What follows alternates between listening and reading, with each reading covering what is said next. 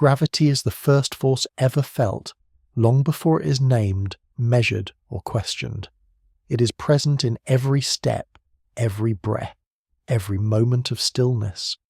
Objects fall. Bodies rest against the ground. The world feels anchored, stable, and certain. And yet, beneath that familiarity, something quietly resists understanding. Gravity does not look like anything.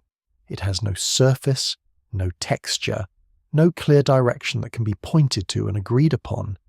It cannot be switched off, blocked, or isolated. It is felt everywhere, but seen nowhere. And the more carefully it is examined, the less it behaves like the simple downward pull intuition insists upon. If slow questions like this help you unwind, you're very welcome to subscribe and join these gentle explorations.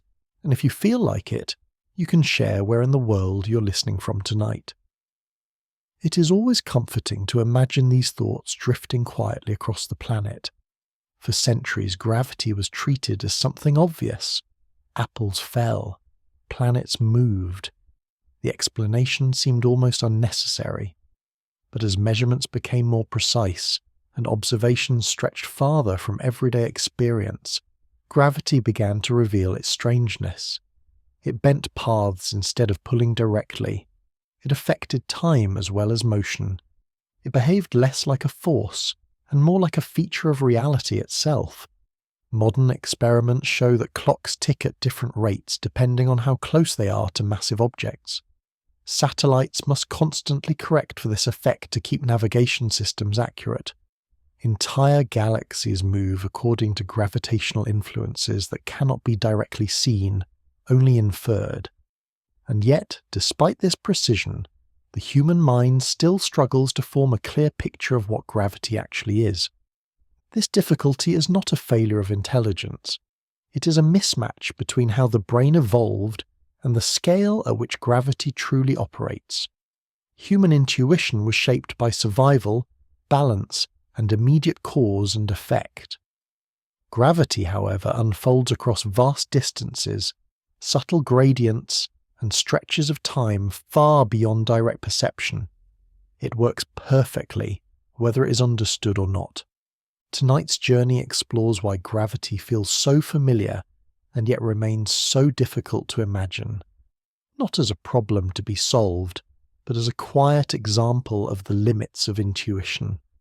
A reminder that understanding does not always mean visualizing, and that clarity can exist without comfort.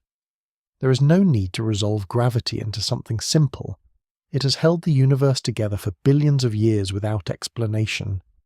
All that is needed here is attention, curiosity, and the willingness to sit with a force that shapes everything while remaining just out of reach of the mind. Settle in. Let gravity do what it has always done, quietly, relentlessly, without asking to be understood. Long before gravity becomes a word, it becomes a habit. The body learns it the same way it learns breathing or blinking. Slowly at first, through trial and consequence. A toddler leans too far and tips over. A hand reaches for a surface that is slightly too high. A step lands where the ground is not quite where it was expected. Each small mistake teaches the brain something practical. Not what gravity is, but how to live with it. The human brain evolved in a world where falling could injure, lifting required effort, and balance meant survival. Creatures that could quickly adjust posture, sense their own weight, and anticipate motion were more likely to keep moving, feeding, and avoiding danger. Over time, nervous systems became finely tuned to these demands. They did not develop to explain forces, they developed to respond to them. Because of this, gravity enters human experience not as an idea, but as a background condition. It is always there, like temperature or air pressure, shaping everything without announcing itself. The brain treats it less like an object and more like a rule. The ground is down. Objects released from the hand will return to it. Standing upright feels stable. None of this feels remarkable. It simply feels normal. Neuroscience offers a useful explanation for this familiarity. The brain is highly selective about what it brings into conscious awareness. Signals that change suddenly are prioritized. Signals that remain constant are filtered out. This is why a ticking clock fades into silence after a few minutes, and why clothing quickly disappears from awareness once it is worn. Gravity falls into the same category. It is constant, predictable, and therefore easy to ignore. This filtering is not laziness, it is efficiency. At any given moment, the brain is receiving information from millions of sensory receptors. If all of that information demanded attention, decision-making would grind to a halt. Instead, the brain highlights what might require action and suppresses what does not. Gravity, being steady and reliable, is pushed into the background. As a result, gravity is rarely noticed when it is working properly. People do not pause mid-step to admire how well they are being held to the planet. It is only when gravity seems to misbehave that it briefly steps into awareness. A missed stair, a slippery pavement, a glass that unexpectedly meets the floor. In those moments, gravity is no longer invisible, it becomes the culprit. There is something gently amusing about this relationship. Gravity holds oceans in place, keeps the atmosphere wrapped around the planet, and governs the motion of the moon, yet it usually earns attention only when a phone slips from a pocket. It is one of the most influential features of reality, and also one of the most taken for granted. The systems that manage this relationship operate largely outside conscious thought. Deep inside the inner ear are tiny fluid-filled structures that sense orientation and acceleration. These vestibular organs constantly inform the brain about which way is down and how the body is moving relative to it. Muscles adjust automatically. Posture shifts without instruction. Balance is maintained without explanation. As long as these systems function smoothly, gravity feels effortless. Because these adjustments happen automatically, the brain never needs to form a detailed concept of gravity to function. It relies instead on intuition. Intuition is built from experience rather than analysis. It is shaped by what works, not by what is true in a deeper sense. If leaning forward leads to falling, the brain learns not to do that. If lifting something heavier requires more effort, the brain remembers that too. Over time, these patterns solidify into expectations that feel obvious and unquestionable. Psychologists often describe intuition as a shortcut. It allows quick decisions based on past outcomes. This is enormously useful in a dynamic environment, but it comes with limitations. Intuition does not care whether its internal model matches reality perfectly. It only cares whether it produces acceptable results. Gravity within everyday human experience behaves consistently enough that a rough model is sufficient. Near the surface of Earth, gravity accelerates falling objects at roughly 9.8 meters per second squared. Engineers use this value routinely. Athletes unconsciously rely on it. The brain absorbs this stability and treats it as a simple fact of life. Things fall. They fall at a predictable rate. There is no immediate reason to question why. This apparent simplicity masks something deeper. The brain evolved to operate within a narrow window of scales. Human intuition is comfortable with distances measured in steps, heights measured in arm spans, and times measured in heartbeats. Gravity behaves politely within this window. Beyond it, intuition begins to strain. The same force that pulls a dropped coin to the ground also guides planets around stars and binds entire galaxies together. But those effects unfold over distances and times far beyond lived experience. Evolution offered no reward for understanding such extremes. There was no advantage in grasping orbital motion or cosmic structure, only in navigating terrain and maintaining balance. As a result, the brain never developed instincts for gravity beyond what daily survival required. It learned to accept gravity as a given, not to interrogate it. Even when formal science entered the picture, intuition remained influential. Early explanations of gravity relied heavily on familiar metaphors of pulling and attraction. These ideas made sense because they echoed bodily experience. A weight pulls on the arm, a load strains the back. The earth, it was said, pulls objects downward. These descriptions were useful, but they quietly reinforced an intuition shaped by muscles and bones rather than by underlying mechanisms. Modern research into perception shows that once an intuitive framework is established, it tends to persist even in the face of new information. Learning more precise descriptions does not erase the original mental model. It sits alongside it. People may understand intellectually that gravity behaves in ways that defy everyday imagery, yet still imagine it as a downward pull because that image feels right. This is why gravity often feels simultaneously obvious and confusing.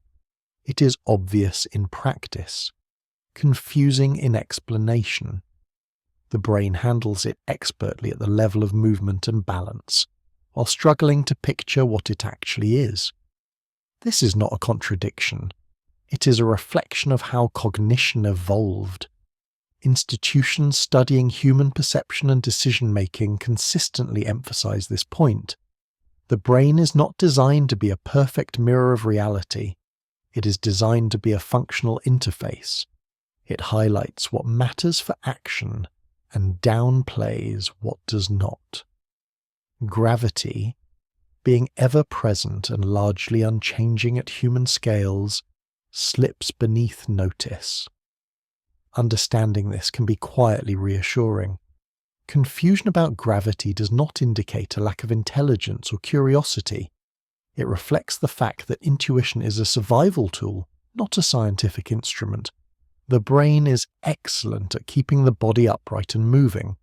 It is less concerned with forming accurate mental pictures of invisible forces. Gravity does not require comprehension to operate. It continues uninterrupted, holding feet to the ground and worlds together, whether it is understood or ignored. Human intuition, shaped by countless generations of practical necessity, simply accepts it as part of the environment. And in that acceptance lies the reason gravity feels so familiar, and yet remains so difficult to truly grasp. When people think about forces, they usually imagine contact. A hand pushes a door, a rope pulls a weight, a foot presses against the ground and the ground pushes back. These interactions feel clear because they involve touch. There is a source that can be pointed to, a direction that can be traced, and a moment when cause becomes effect. The brain is comfortable here. This is the world it evolved to understand. Gravity does not behave like that. There is no surface that reaches up and grabs falling objects, no visible connection between a stone and the earth beneath it. Let go of something, and it moves, but nothing appears to act upon it. This absence of contact is the first place where intuition begins to feel uneasy. The brain looks for a source and finds none. Human experience strongly favours forces that announce themselves. Muscles tense when pushing. Skin compresses when something presses back. Even air resistance makes itself known through sound and drag. Gravity, by contrast, operates silently. It leaves no mark, no trail, no sensation that can be isolated from everything else the body's already doing. It is influence without touch, and that alone is enough to make it feel strange. Psychologists studying perception have long observed that the brain prefers explanations with agents. Something causes something else to happen. When an object moves, the mind instinctively looks for what made it move. This instinct works well for everyday interactions, but gravity refuses to cooperate. Nothing is seen to initiate the motion. The object simply begins to fall. To make sense of this, intuition reaches for a familiar idea. Down. Down feels like an answer. It feels directional. It feels grounded. Objects fall down. Rain falls down. People lie down. The brain uses this word as a placeholder for understanding, even though it does not actually explain anything. Down describes orientation, not cause. Pointing downward feels natural because it aligns with bodily experience. Feet are below the head. The ground supports weight. Balance depends on knowing where down is relative to the body. But this sense of direction is local, not universal. Down points toward the centre of the earth, not toward a fixed direction in space. On the opposite side of the planet, down points the other way. Both feel equally correct. This already places strain on mental models. If gravity came from the ground, then the ground would need to pull equally in all directions. That idea quickly collapses. The ground beneath one person is not beneath another person thousands of kilometers away. Yet gravity acts on both without conflict. The source cannot be the surface. This leads to a subtle but important shift. Gravity does not act from the ground upward. It acts from mass itself. The Earth does not pull objects because they are near its surface. It influences them because it has mass, and that mass extends inward toward the planet's centre. This idea is conceptually difficult because it lacks a clear boundary. Where does the Earth's influence begin? Where does it end? There is no sharp edge. The effect weakens with distance, but it never fully disappears. Even far beyond the atmosphere, the Earth's presence is still felt. Physicists describe this weakening with distance using a mathematical relationship that can be written in words as the force of gravity between two objects is proportional to the product of their masses and inversely proportional to the square of the distance between them. This relationship, formalized by Isaac Newton in the late 17th century, allows precise predictions, but it does not provide a satisfying mental picture. It tells how gravity behaves, not what it looks like. The lack of a visible source continues to trouble intuition. If gravity does not come from the ground, and it does not travel through a medium that can be sensed, then where is it? The brain is left without a location to anchor the idea. It floats, untethered, resisting imagery. This discomfort is amplified by everyday language. Words like pull and attraction imply contact or intent. They suggest that something reaches out. Gravity does neither. There is no arm extending from the Earth, no thread connecting objects. The influence is present everywhere at once, diminishing smoothly with distance, indifferent to obstacles. Scientific bodies studying fundamental forces emphasize that gravity is unique in this respect. It cannot be blocked. It cannot be screened. There is no known material that stops it from passing through. Mountains, oceans, and entire planets offer no resistance. Gravity acts as if everything is transparent. This property alone makes gravity deeply unintuitive. Most forces experienced in daily life can be interrupted.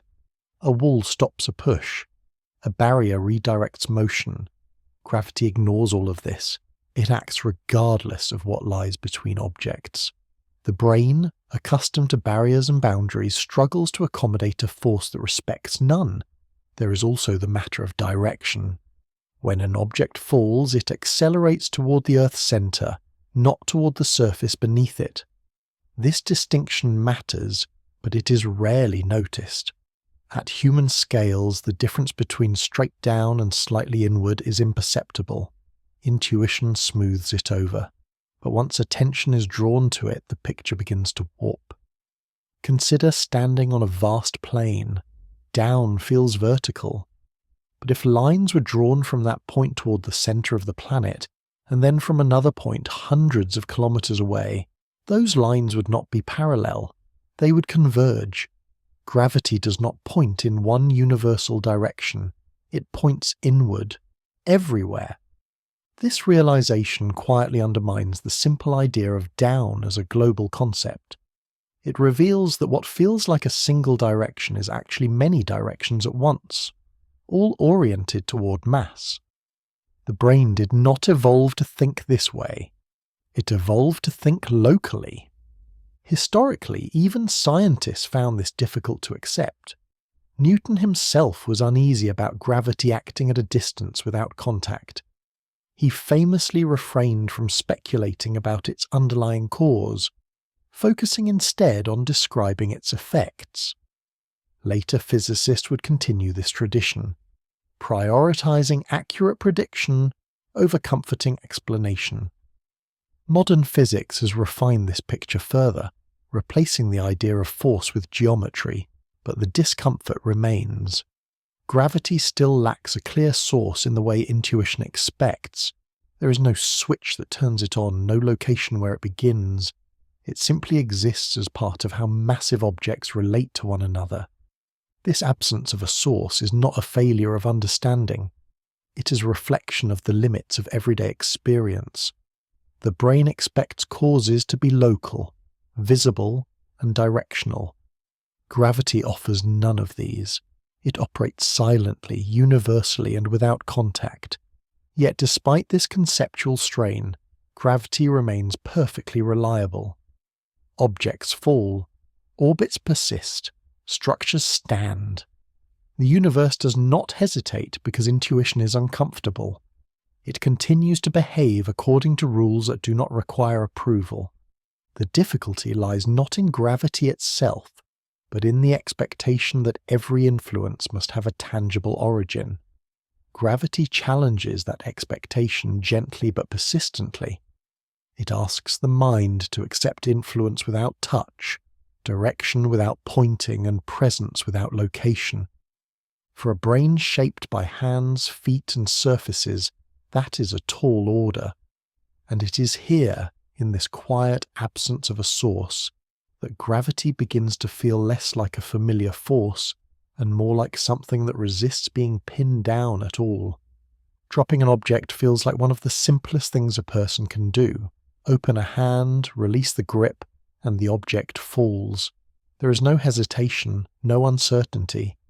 It does not wander sideways or pause to consider alternatives. It moves with confidence, as though it knows exactly where it is going. This reliability makes falling feel obvious, almost trivial.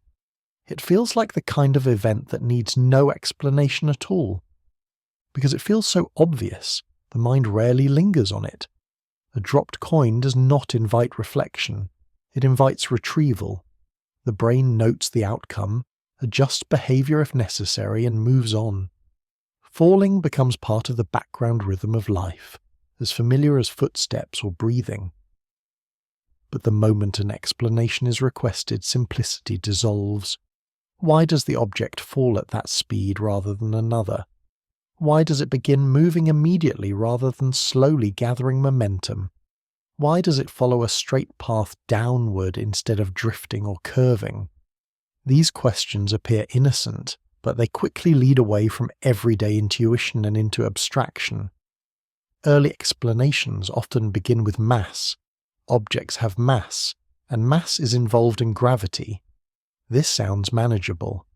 Heavier things feel different when lifted. They resist motion. They press down more firmly on the hand. Mass is already part of bodily experience, so the word feels familiar, even comforting. But mass is not weight. Weight depends on gravity.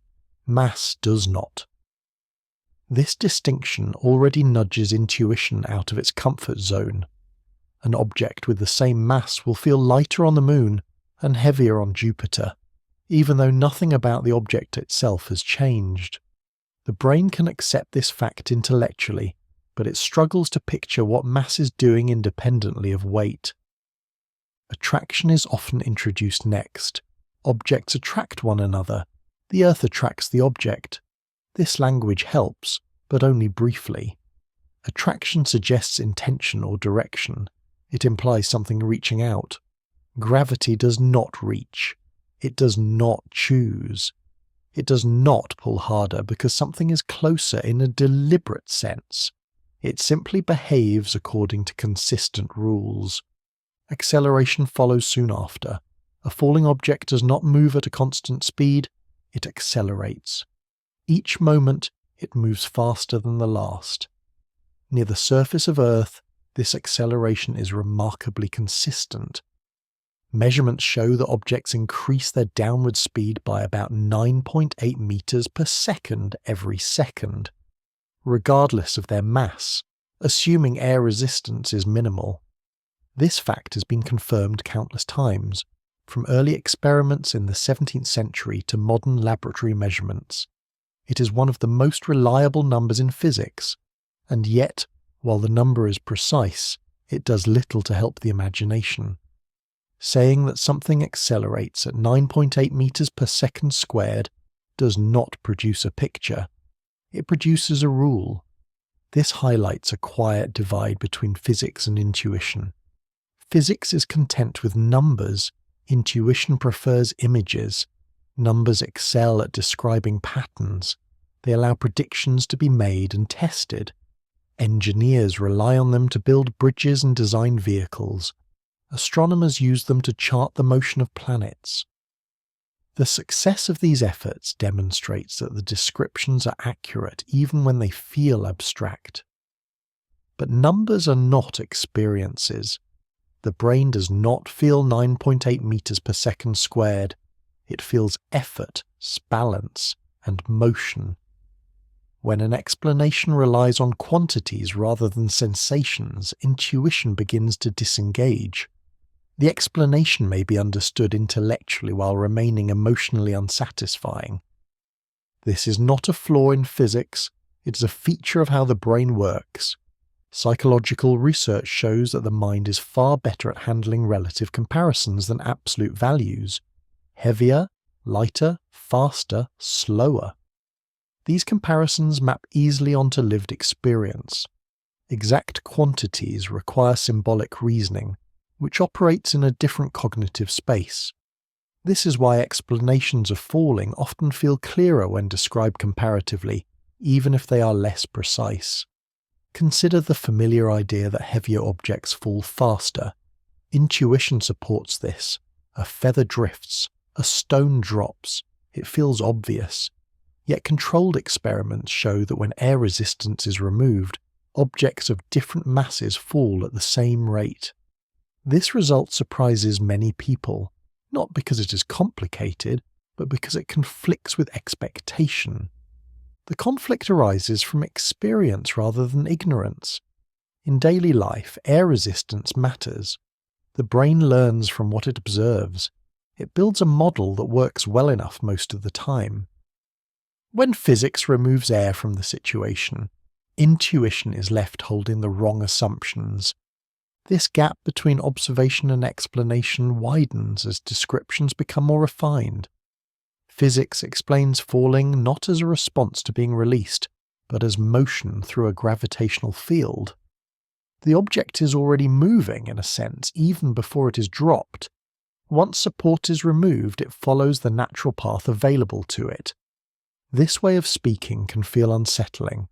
It suggests that the object was never truly at rest, that standing on a table is not a natural state, but a constrained one.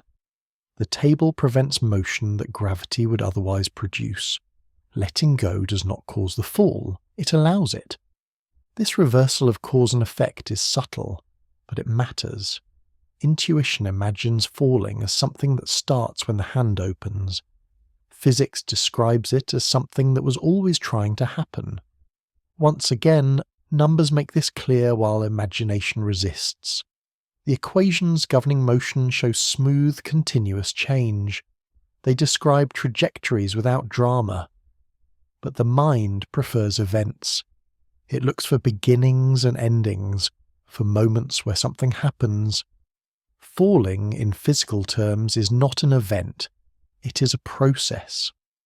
This is one reason why visualization often fails. There is no simple picture that captures acceleration, mass and gravitational influence all at once. Diagrams can show arrows and curves, but they are symbolic. They stand in for relationships rather than depicting mechanisms. Scientists are well aware of this limitation. Many have pointed out that understanding does not require visual imagery. Some of the most successful physicists have reported thinking primarily in terms of relationships, patterns, and mathematical structures rather than pictures. The absence of a clear mental image does not prevent accurate reasoning. This idea can feel counterintuitive, especially in a culture that values seeing as understanding, but gravity resists being seen. It demands a different kind of acceptance, one where explanation does not produce a comforting picture, but a reliable framework. There is quiet humour in how confidently objects fall compared to how uncertain explanations become. A dropped mug never hesitates. It does not ask how gravity works, it simply obeys. Meanwhile, entire libraries exist attempting to describe why that obedience occurs. The success of physics lies in its willingness to accept this imbalance. It does not insist that understanding must feel intuitive. It accepts that some aspects of reality operate beyond the brain's evolved preferences. Numbers are used not because they are satisfying, but because they are effective. This realization can be freeing. It removes the pressure to imagine gravity perfectly. It allows understanding to exist as familiarity with behavior rather than clarity of image. Knowing how something behaves, how it responds, and how to predict its effects can be enough. Falling feels simple because it is reliable. Explaining it feels difficult because it exposes the limits of intuition. The gap between those two experiences is not a failure of comprehension. It is a reminder that the universe does not organize itself for human comfort. Gravity continues to guide every fall with calm consistency, indifferent to whether it is pictured or not. The mind, meanwhile, does what it has always done. It adapts, approximates, and moves forward, carrying useful knowledge even when the deeper picture remains just out of view. Down feels dependable. It is the direction feet point toward, the way objects return when released, the orientation that keeps the body upright and comfortable. From early childhood, the brain builds its sense of space around this idea. Down is not just a direction. It is a reference point. It anchors movement, balance, and expectation. This confidence begins to unravel the moment space enters the picture. Images of astronauts floating effortlessly inside spacecraft are often described as scenes of weightlessness. Pens drift, water forms shimmering spheres, bodies glide without effort. To intuition, this looks like gravity is simply switched off. Space, it seems, is a place where down no longer exists. That interpretation feels natural, and it is almost entirely wrong. Astronauts in orbit are not beyond gravity's reach.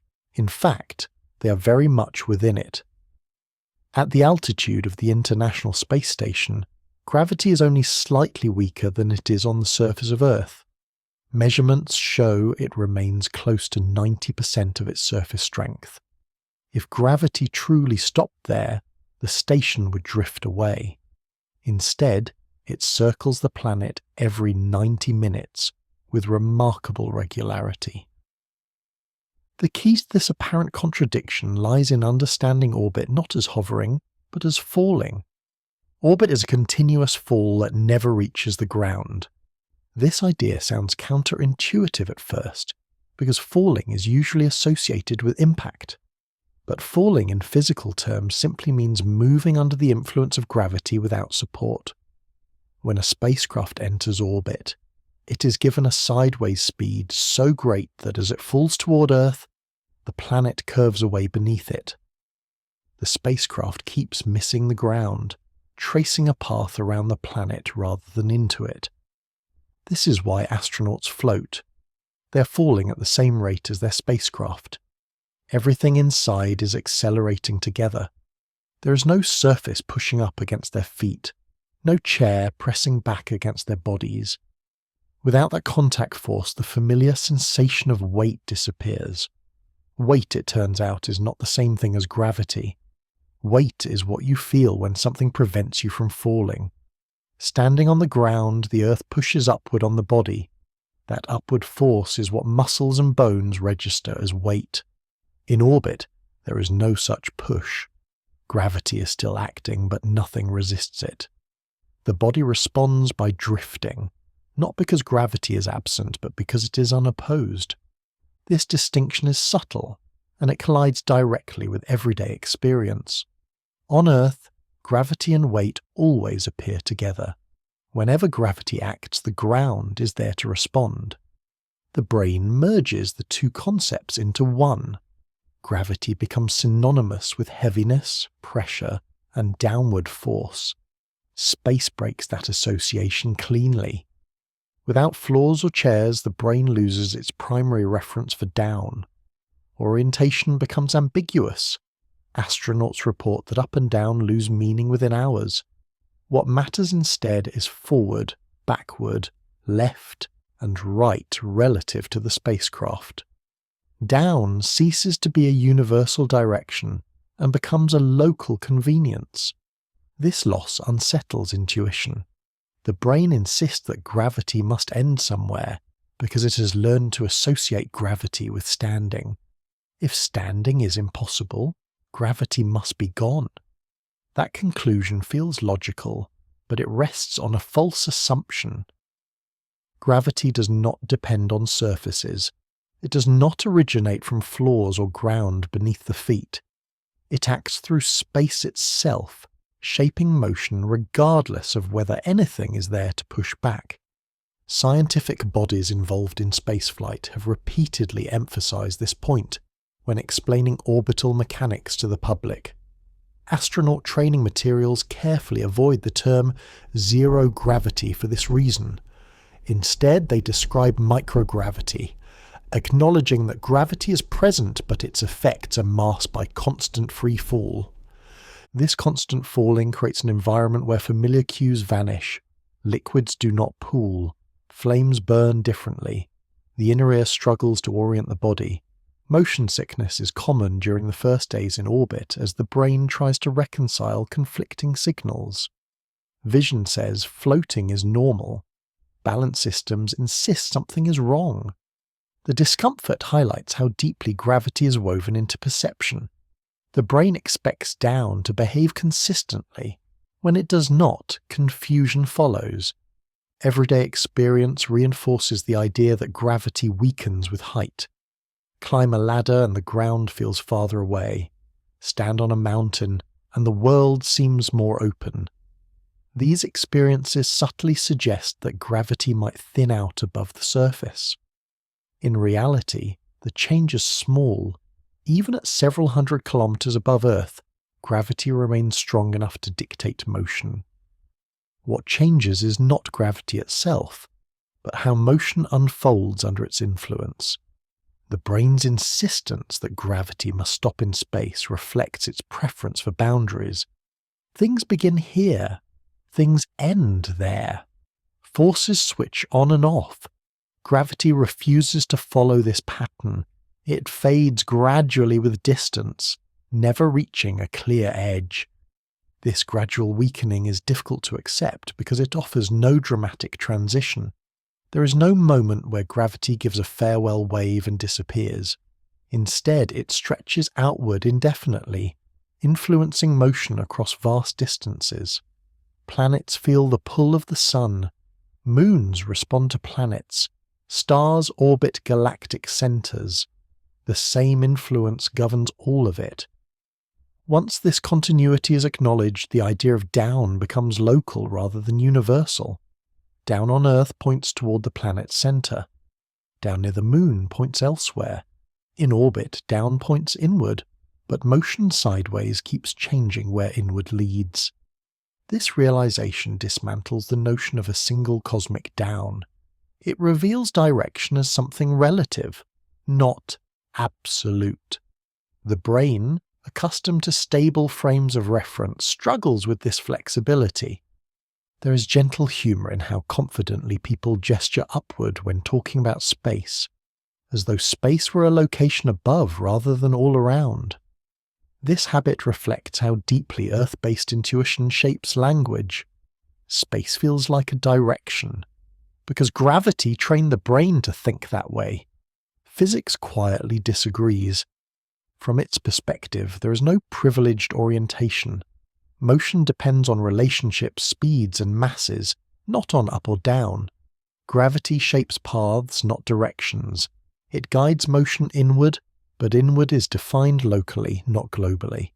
Astronauts adapt to this quickly. Within days, floating feels natural. Movement becomes effortless. Orientation becomes a matter of choice rather than necessity. The brain, given time, learns a new normal. This adaptability reveals something important. Intuition is flexible, but it requires experience. On Earth, intuition is shaped by constant contact with surfaces. In orbit, new patterns emerge. The brain updates its expectations, even as it remains unable to picture gravity in a satisfying way. Down breaks in space not because gravity fails, but because familiar cues disappear. What remains is the underlying influence, steady and impartial, guiding motion without announcing itself. Gravity does not stop at the edge of the atmosphere. It does not retreat into the planet. It continues outward, shaping orbits and trajectories with quiet persistence. The mind's expectation of an ending point dissolves, replaced by a smoother, stranger reality. Understanding this does not require visualizing invisible lines or forces. It requires accepting that everyday experience is a narrow sample of a much broader pattern. Gravity behaves the same everywhere. It is intuition that changes. Once that shift is made, floating astronauts no longer represent an absence of gravity. They become a demonstration of it, a reminder that falling does not always look like falling, and that down, for all its familiarity, is only a local habit of mind. Gravity feels powerful when it pulls a person toward the ground, yet strangely weak when compared to many other forces encountered in daily life. A small magnet can lift a paperclip against the entire mass of the Earth. A gentle push can slide a book across a table despite the planet's constant pull. These experiences quietly suggest that gravity is somehow feeble, easily overpowered, and perhaps less important than it truly is. This impression comes from scale. At human sizes and distances, gravity is subtle. It acts consistently but not dramatically. Its effects accumulate slowly, almost politely.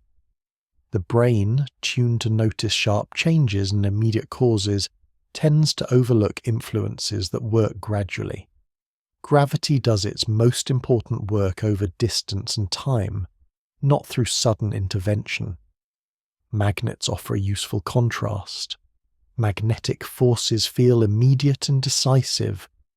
Bring two magnets close together and the effect is obvious. They snap together or push apart with unmistakable urgency. The interaction is visible, tactile, and localized. The brain has no trouble assigning cause and effect. Something nearby is doing something noticeable. Gravity does not announce itself this way. Between small objects, its influence is extraordinarily weak.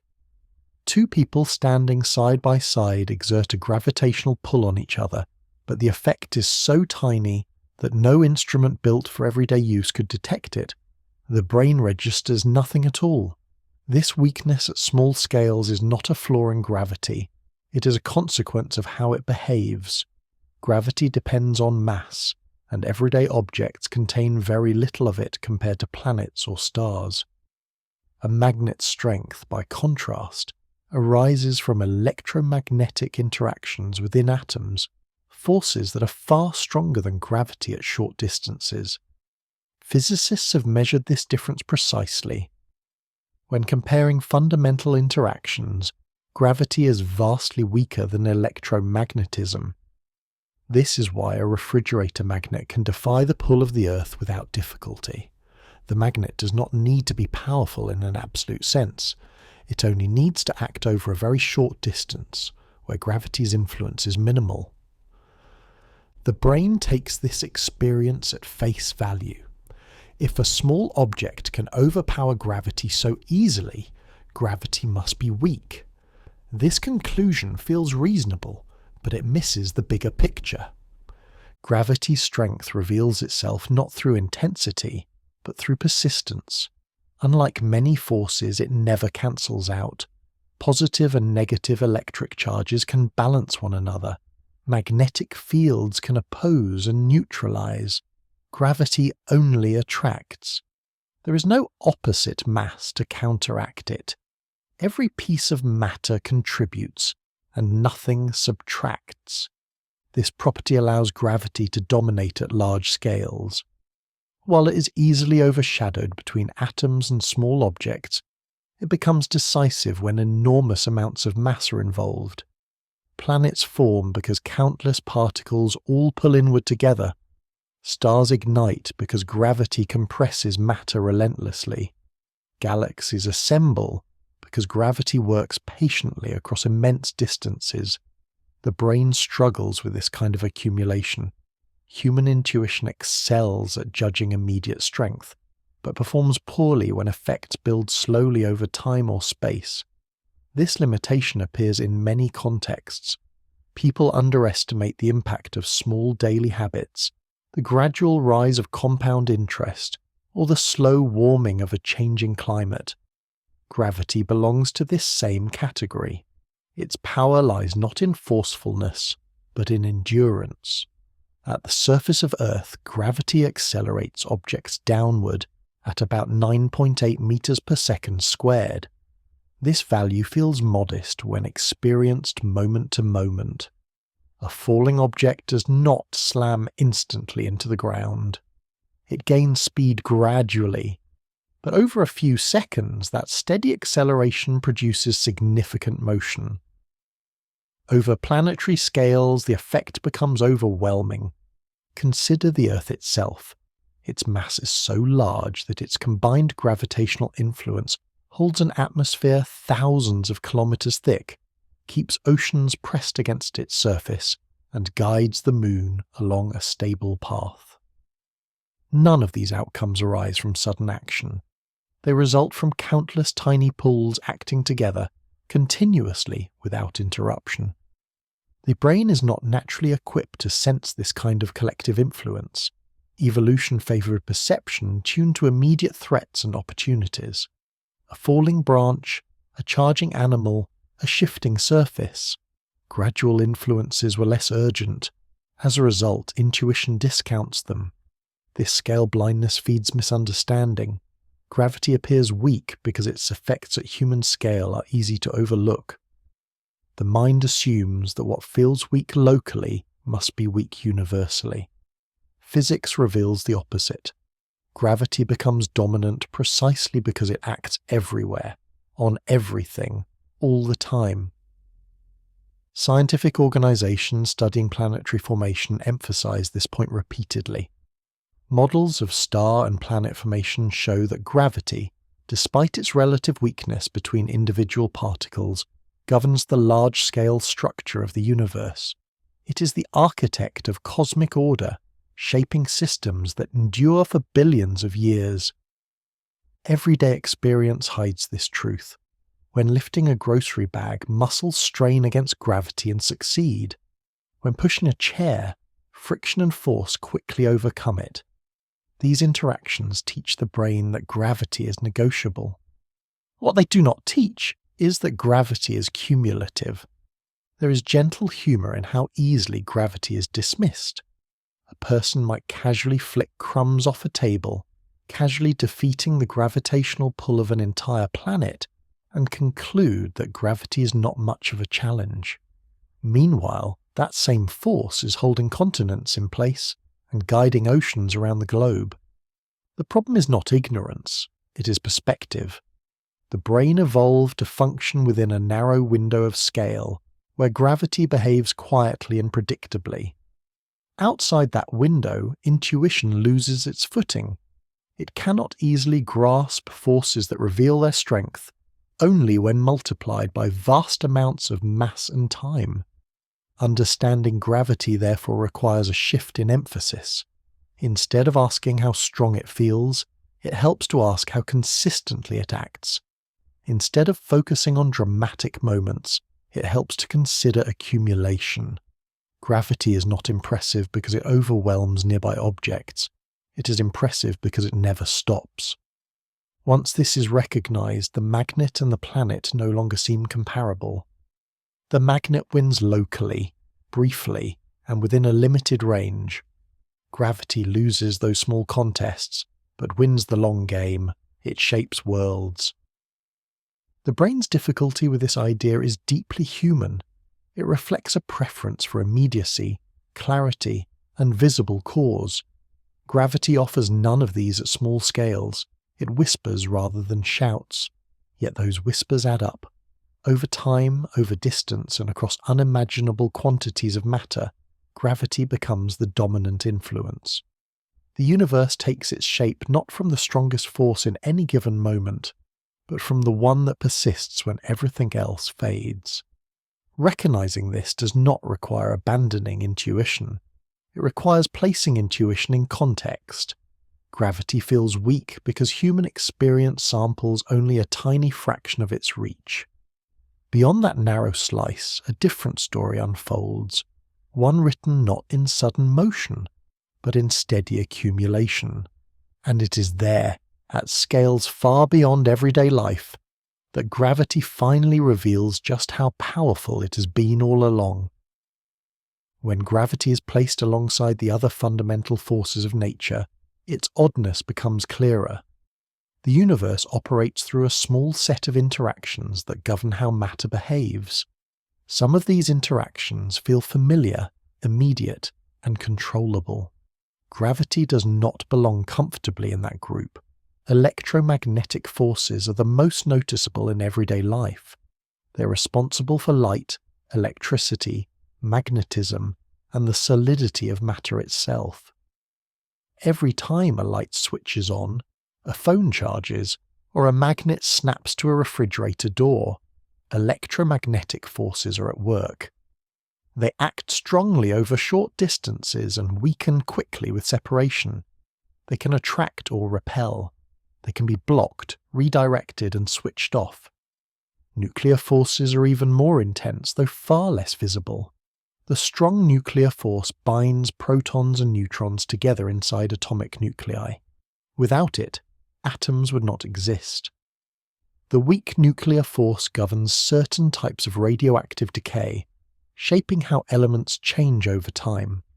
These forces act only at extremely small distances, inside atoms and subatomic particles.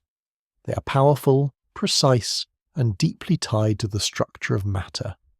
Gravity stands apart from all of this. It is vastly weaker than the other forces when measured at small scales, yet it dominates the universe at large scales. It does not repel. It does not cancel itself out. It does not switch off. It does not respect barriers. There is no known material that blocks it, no orientation that avoids it, no configuration that neutralizes it. This makes gravity uniquely stubborn. Electromagnetic forces can be shielded. A metal enclosure blocks electric fields. Magnetic forces can be redirected using carefully arranged materials. Even radiation can be absorbed or scattered.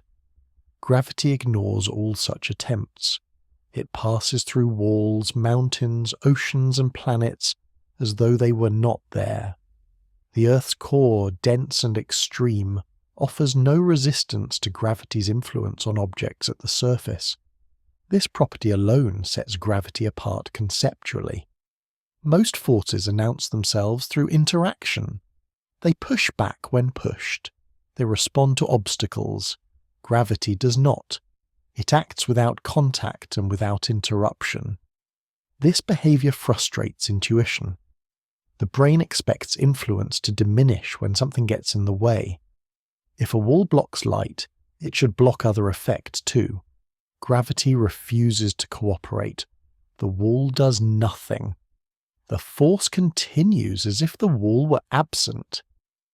Physicists describe gravity as acting universally on mass and energy. Anything with mass participates. Nothing opts out. This universality gives gravity its cosmic importance, but it also makes it difficult to explain in familiar terms. There is no special case. There is no exception that intuition can cling to. Another difference lies in direction.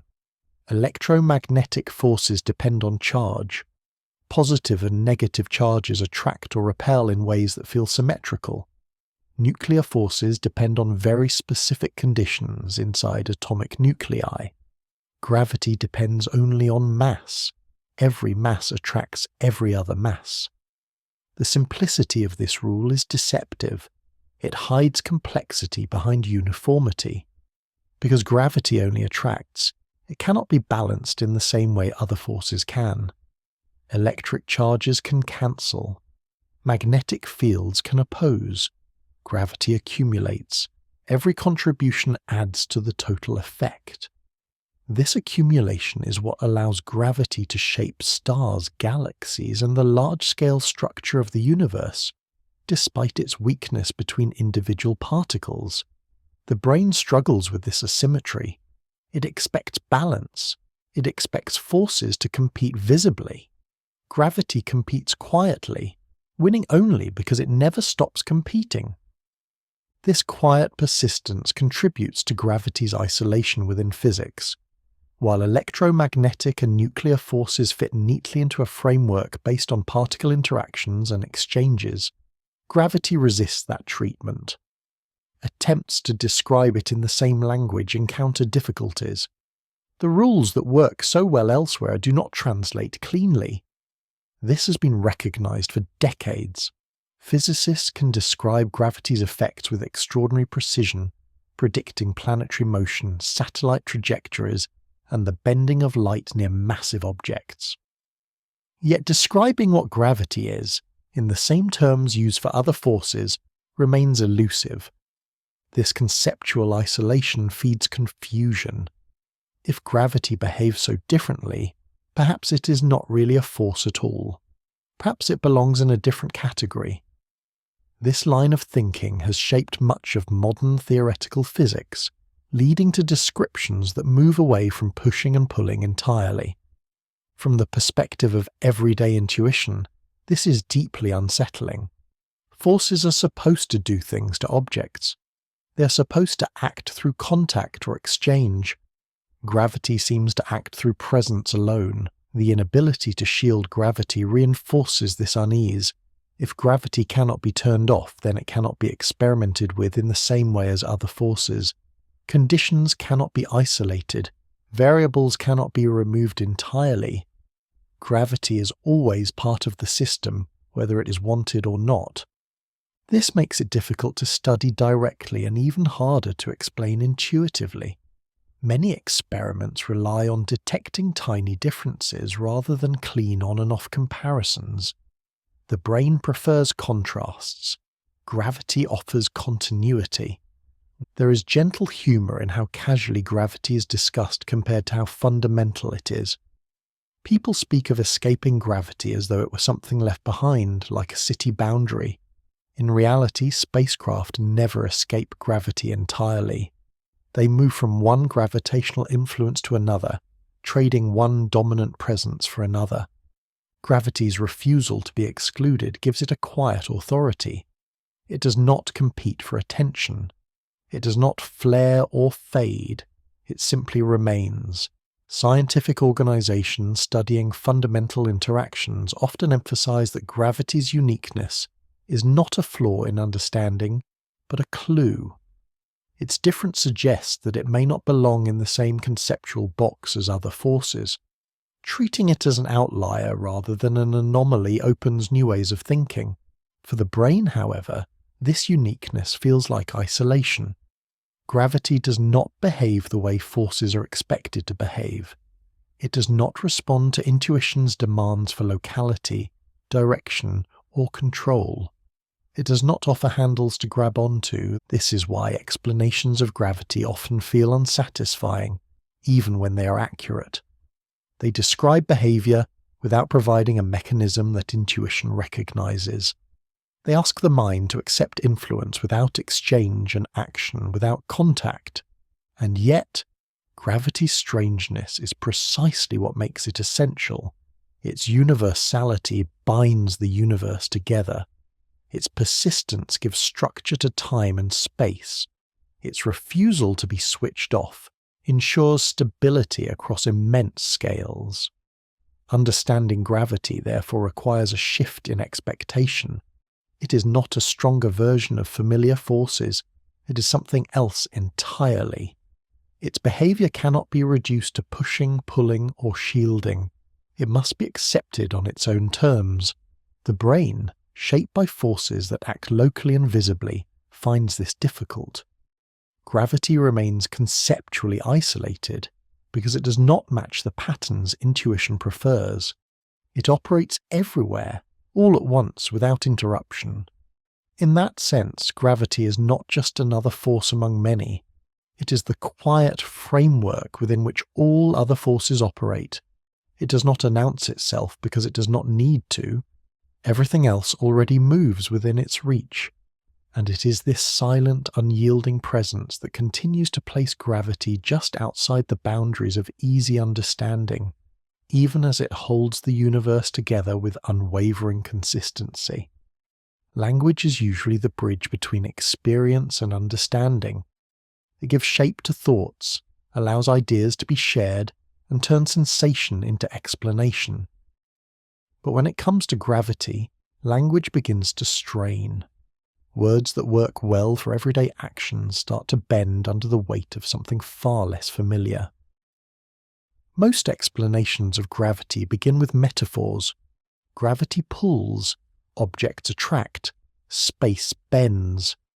These phrases are useful because they borrow from experiences the brain already knows. Pull-in suggests effort. Attraction suggests closeness. Bending suggests shape. Each metaphor offers a handhold, a way into an idea that would otherwise feel unreachable.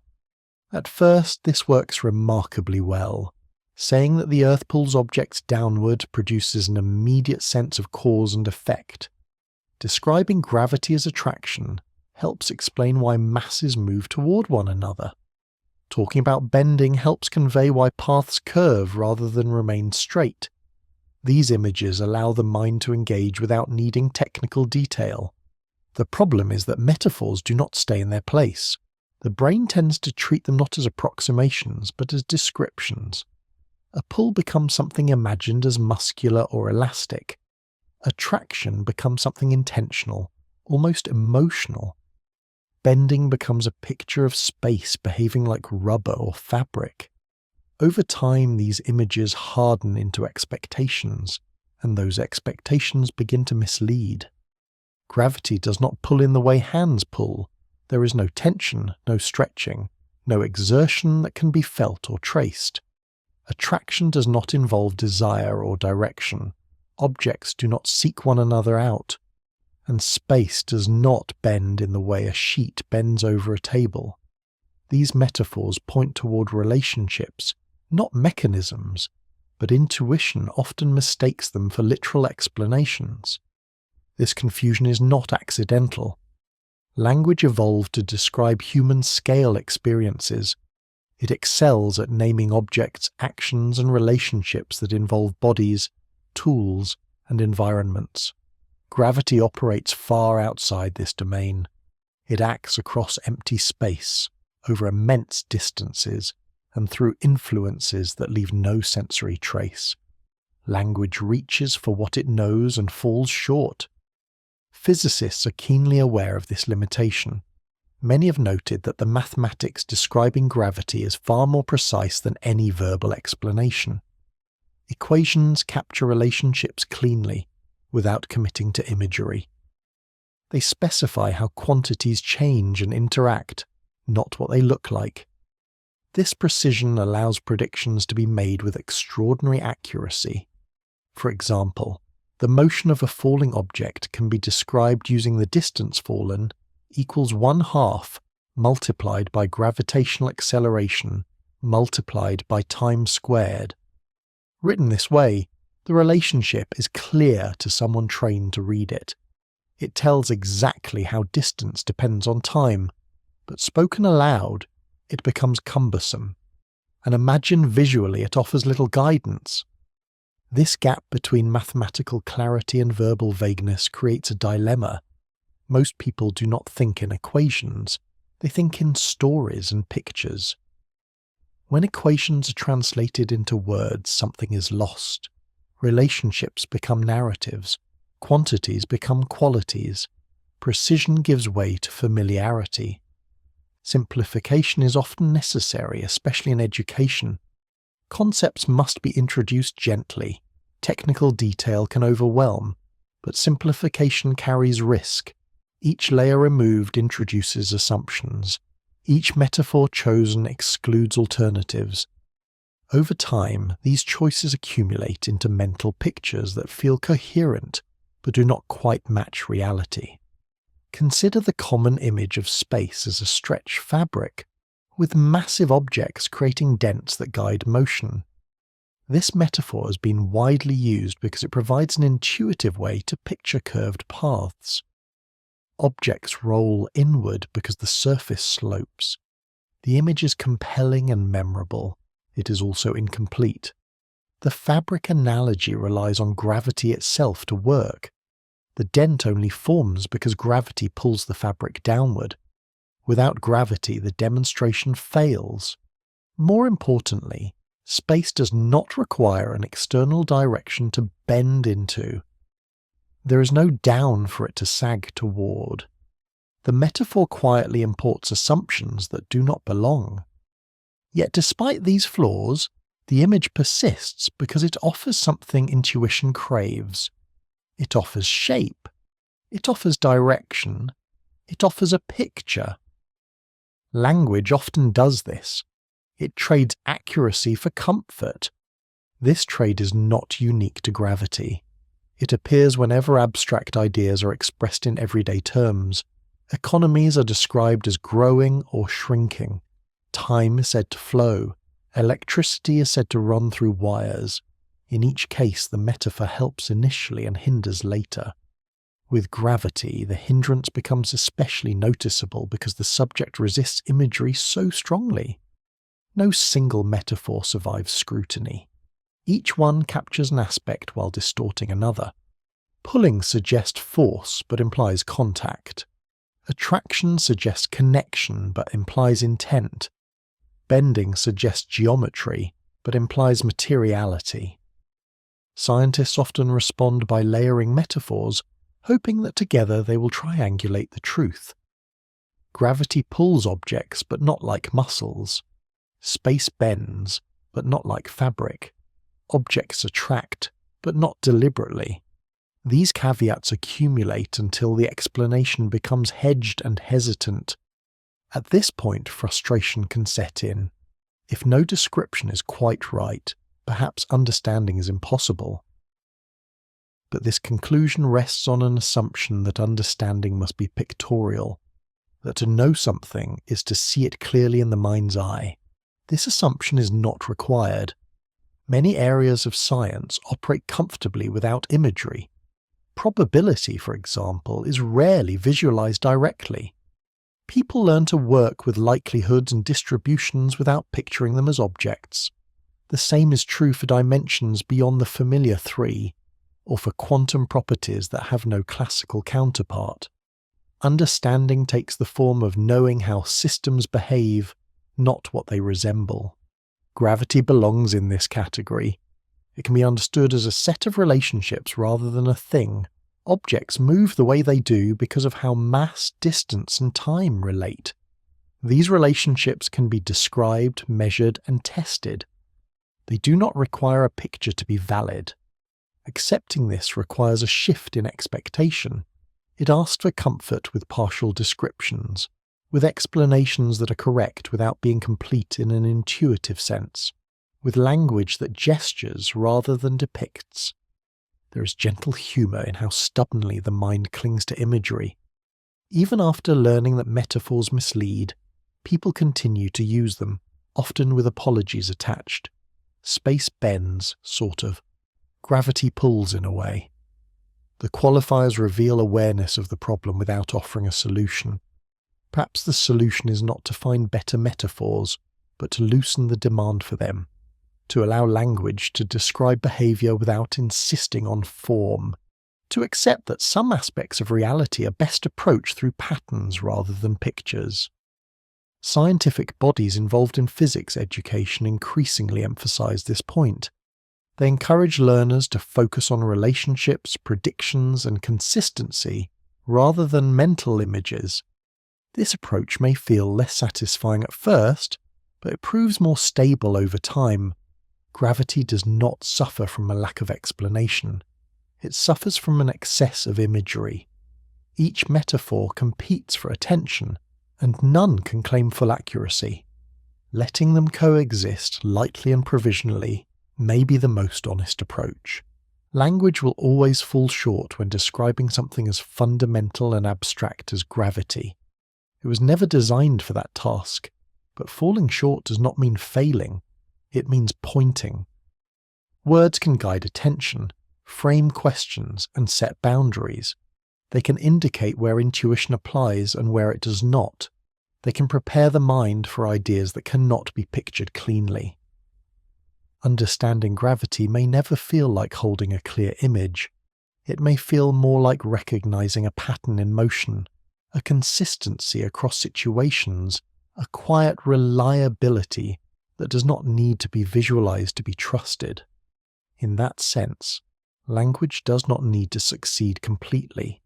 It only needs to succeed enough to move thought forward, enough to dissolve confusion into familiarity, enough to allow gravity to be known not as a picture, but as a dependable part of how the universe behaves.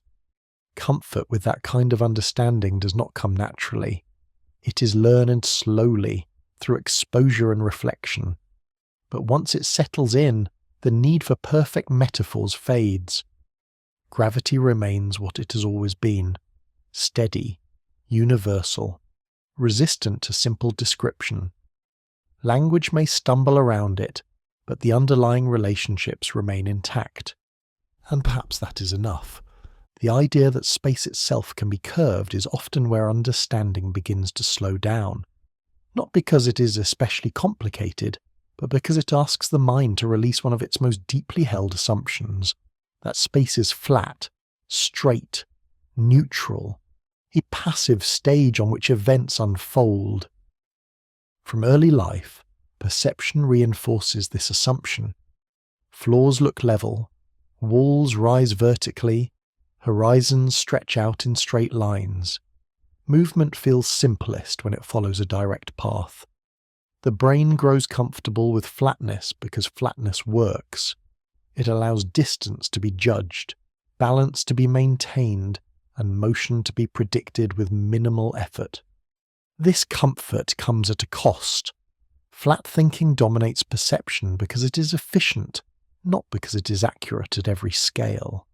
Human environments are small compared to planets. Human journeys are short compared to orbits. Over these limited distances, curvature is difficult to detect. The surface of the Earth feels flat because the Earth is enormous relative to the body. Curvature hides itself well. As a result, the brain treats flatness as the default. Curves are seen as features added onto an otherwise straight world. Hills rise from flat ground. Roads bend where necessary. Arches curve for decoration or strength. Curvature feels optional, an exception rather than a rule. This intuition carries over into attempts to understand gravity. When curved space is introduced, it is often received as a strange embellishment, a clever idea layered on top of more familiar concepts, something decorative rather than structural. Space, the mind insists, should be straight by default. Any bending must require explanation. This resistance is natural.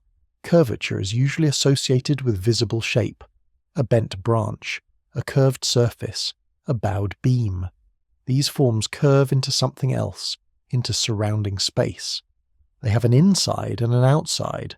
They bend relative to a background that remains flat. Curved space does not work this way. There is no surrounding space for it to curve into, no external direction that defines the bend. This is where imagination falters. The brain looks for a reference frame and finds none. It tries to picture space sagging, dipping, or warping downward, only to realize there is no down for space itself. This confusion is often reinforced by common explanations. Popular descriptions sometimes suggest that massive objects dent space, like a heavy ball placed on a stretched sheet. The image is vivid and memorable. It provides a way to picture curved paths without invoking equations. It also introduces a quiet misunderstanding. In that picture, something outside the sheet pulls the fabric downward. Gravity itself is used to explain gravity. The demonstration works only because it borrows a force it is meant to describe. More importantly, it suggests that space bends toward an external direction, when in reality there is no such direction available. Nothing is sagging into anything else. Curvature in this context is not a shape imposed on space. It is a property of space itself. Distances, angles, and paths behave differently than they would in a flat geometry. Straight lines, defined as the shortest paths between points, do not behave the way intuition expects. They curve, not because something pushes them, but because the underlying structure they pass through is not flat. This idea feels abstract because it lacks a sensory anchor. There is no texture to curved space, no resistance, no visual cue. Everything appears normal locally. A small region of curved space looks indistinguishable from a flat one, just as a small patch of the Earth's surface appears flat to someone standing on it. This local flatness is crucial. It explains why everyday experience offers no hint of curvature. At human scales, space behaves almost exactly as intuition predicts. Only when distances grow large, or when precision becomes extreme, do the differences appear. Scientific measurements confirm this subtlety. Experiments involving the motion of planets, the bending of light near massive objects, and the ticking rates of clocks at different heights all reveal effects that align with curved geometry rather than force-based pulling. These results are consistent, repeatable, and precise, yet they do not translate easily into imagery. The mind resists because it wants curvature to be something added on, a distortion layered atop an otherwise straight world. In reality, curvature is foundational. It determines how motion unfolds from the outset. Objects do not move and then get deflected. They follow the natural paths available to them. This reframing challenges another deeply held assumption. That straightness is fundamental. In Euclidean geometry, straight lines are privileged. They define shortest distance. They set expectations. In curved geometry, straightness becomes local rather than global. What counts as straight here may not remain straight elsewhere. This shift can feel unsettling. It removes the comfort of a universal reference. The brain prefers absolutes. It wants to know which direction is straight everywhere. Curved space offers no such guarantee. Curvature also feels decorative because it is often introduced late as an advanced concept. Students first learn physics in flat space, where forces act and trajectories are drawn against a neutral background. Curved space arrives later, wrapped in new language and new mathematics, and feels like an add-on rather than a replacement. In truth, curved space is not an extra feature.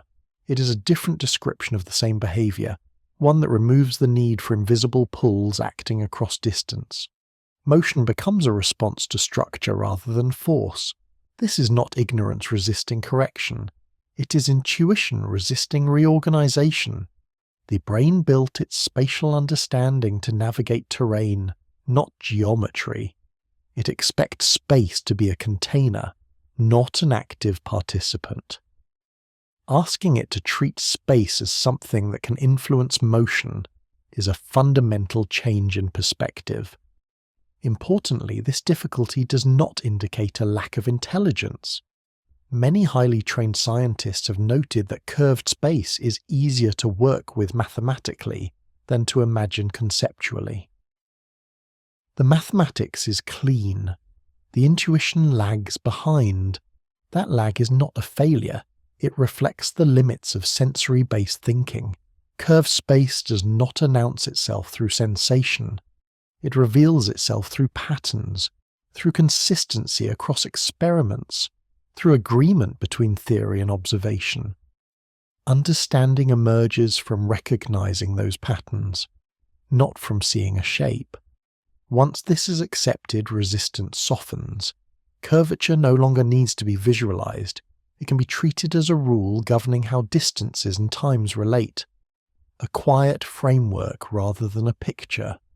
This perspective allows gravity to be understood without invoking sagging fabrics or invisible pulls. Objects move as they do because they are following the structure available to them. Space and time provide that structure. The human mind may never find this description emotionally satisfying. It may always prefer stories of force and direction.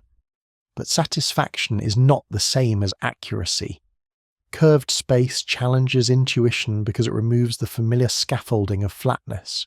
It replaces surfaces with relationships, directions with local definitions, causes with structure. That challenge is not a weakness in explanation.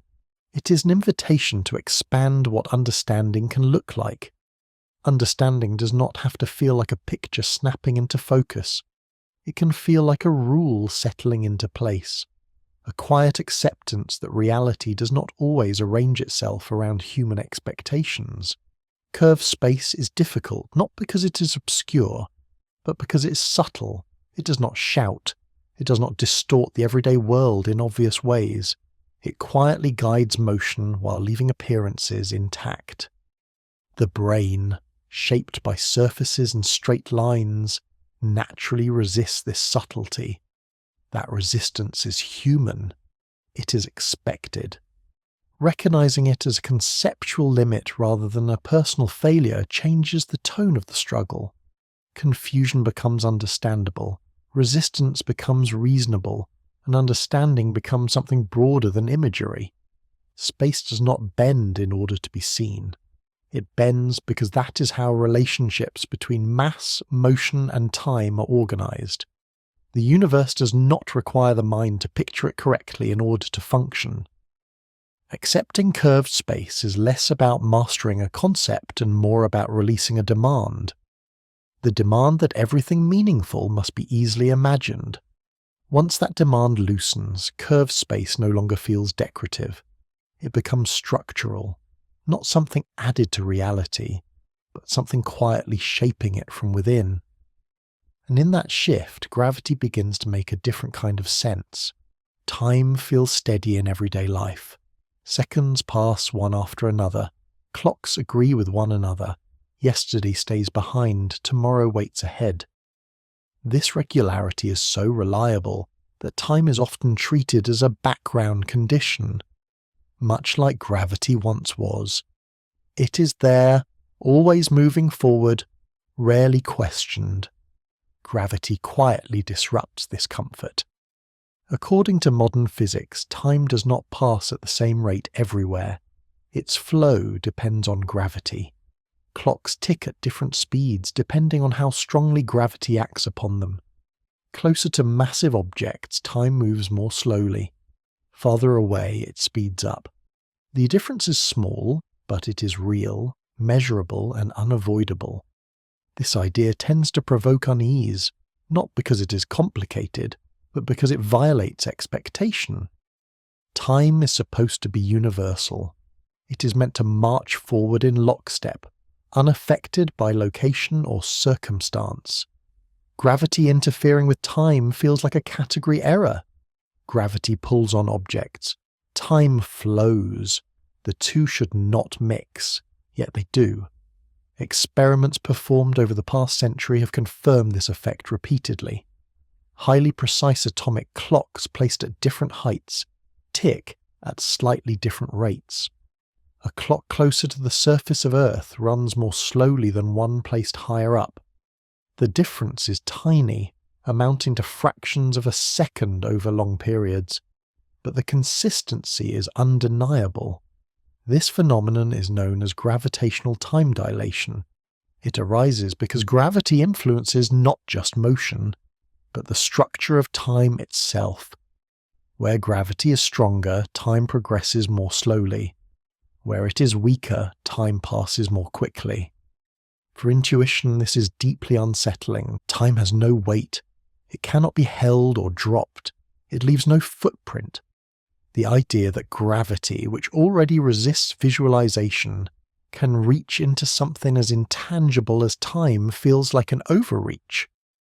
The mind looks for a boundary and finds none. Real-world technology, however, does not have the luxury of ignoring this effect. Satellites orbiting Earth experience weaker gravity than objects on the surface.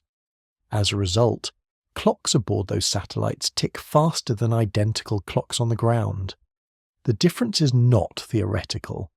It accumulates quickly enough to cause serious problems if left uncorrected.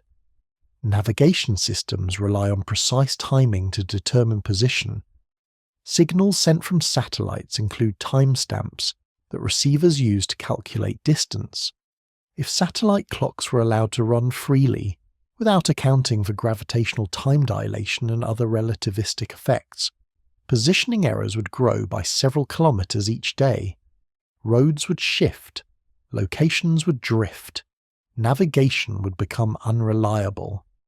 To prevent this, engineers deliberately adjust satellite clocks so that they remain synchronized with clocks on Earth. The corrections are built into the system from the start. Gravity's influence on time is not an abstract curiosity. It is an operational necessity. Despite this, everyday life offers no hint of time behaving strangely. People do not notice time moving faster upstairs than downstairs. Lunch does not arrive earlier on a hilltop. Conversations do not drift out of sync between floors of a building. The differences are too small to register without specialized equipment. This invisibility contributes to discomfort. The brain expects cause and effect to be obvious. When something cannot be felt or seen, it is easy to dismiss. Gravity-altering time does not announce itself through sensation. It reveals itself only through careful measurement. The mind prefers time to be simple, because simplicity makes planning possible. Memories rely on sequence. Language depends on shared timing. Social life assumes that now means roughly the same thing for everyone involved. The idea that time could behave differently depending on location threatens this shared framework, even if the threat is purely conceptual. Part of the unease comes from how time is usually imagined. It is often pictured as a river flowing at a constant rate, carrying everything along. Gravity disrupting that flow suggests bends, slowdowns, and variations that defy the metaphor. Once again, language and imagery struggle to keep up. Physics does not share this discomfort. From its perspective, time is not an independent backdrop. It is part of a connected structure influenced by mass and motion. Gravity changes the relationships between events, including their timing. This description works mathematically and matches observation, even if it refuses to settle into a comfortable picture. The human brain, however, evolved to operate on short timescales and small distances. It didn't need to account for clocks drifting apart due to gravity. Survival depended on knowing when to act, not on synchronizing atomic oscillations across altitudes. Intuition therefore treats time as uniform because uniformity was good enough. This mismatch between lived experience and physical reality mirrors earlier difficulties with gravity itself. In both cases, the brain relies on patterns that work locally and consistently. When those patterns are extended beyond their original domain, cracks appear. There's gentle irony in how gravity reveals its influence on time only through precision. The effect becomes visible only when clocks are accurate enough to notice it. As measurement improves, reality becomes stranger. What once appeared absolute becomes conditional. Scientists often point out that nothing about this behavior is dramatic in practice. Time does not lurch or stutter, it flows smoothly everywhere, just at slightly different rates. There is no moment when someone steps into a stronger gravitational field and feels time slow. The effect accumulates quietly, second by second, unnoticed. This subtlety makes it harder to accept. The brain is attuned to events, not gradients. It looks for moments of change. Gravity's effect on time offers none. It operates continuously, gently adjusting rates without fanfare. The discomfort this produces is not fear, but disorientation. It challenges the idea that time is separate from the physical world. It suggests that time is woven into the same structure as space and motion.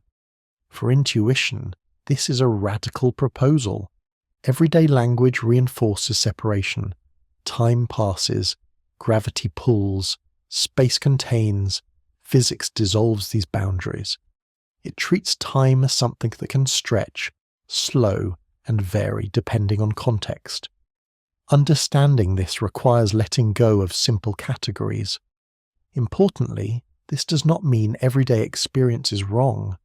Time behaves uniformly enough at human scales that treating it as constant is entirely reasonable. The corrections required are tiny. Life proceeds as expected. Schedules hold, memories form. The trouble arises only when intuition is asked to account for extremes, high precision, high speeds, strong gravity. Under those conditions, assumptions that once worked begin to fail. The unease that follows is a signal, not a flaw. It marks the boundary where evolved intuition gives way to measured reality. The brain is encountering a domain it was never designed to navigate unaided. Gravity affecting time is unsettling because it dissolves a familiar separation. It reveals that the universe does not organize itself according to human categories. Time is not protected from physical influence. It participates. Recognizing this does not require imagining clocks slowing visibly or time thickening like syrup.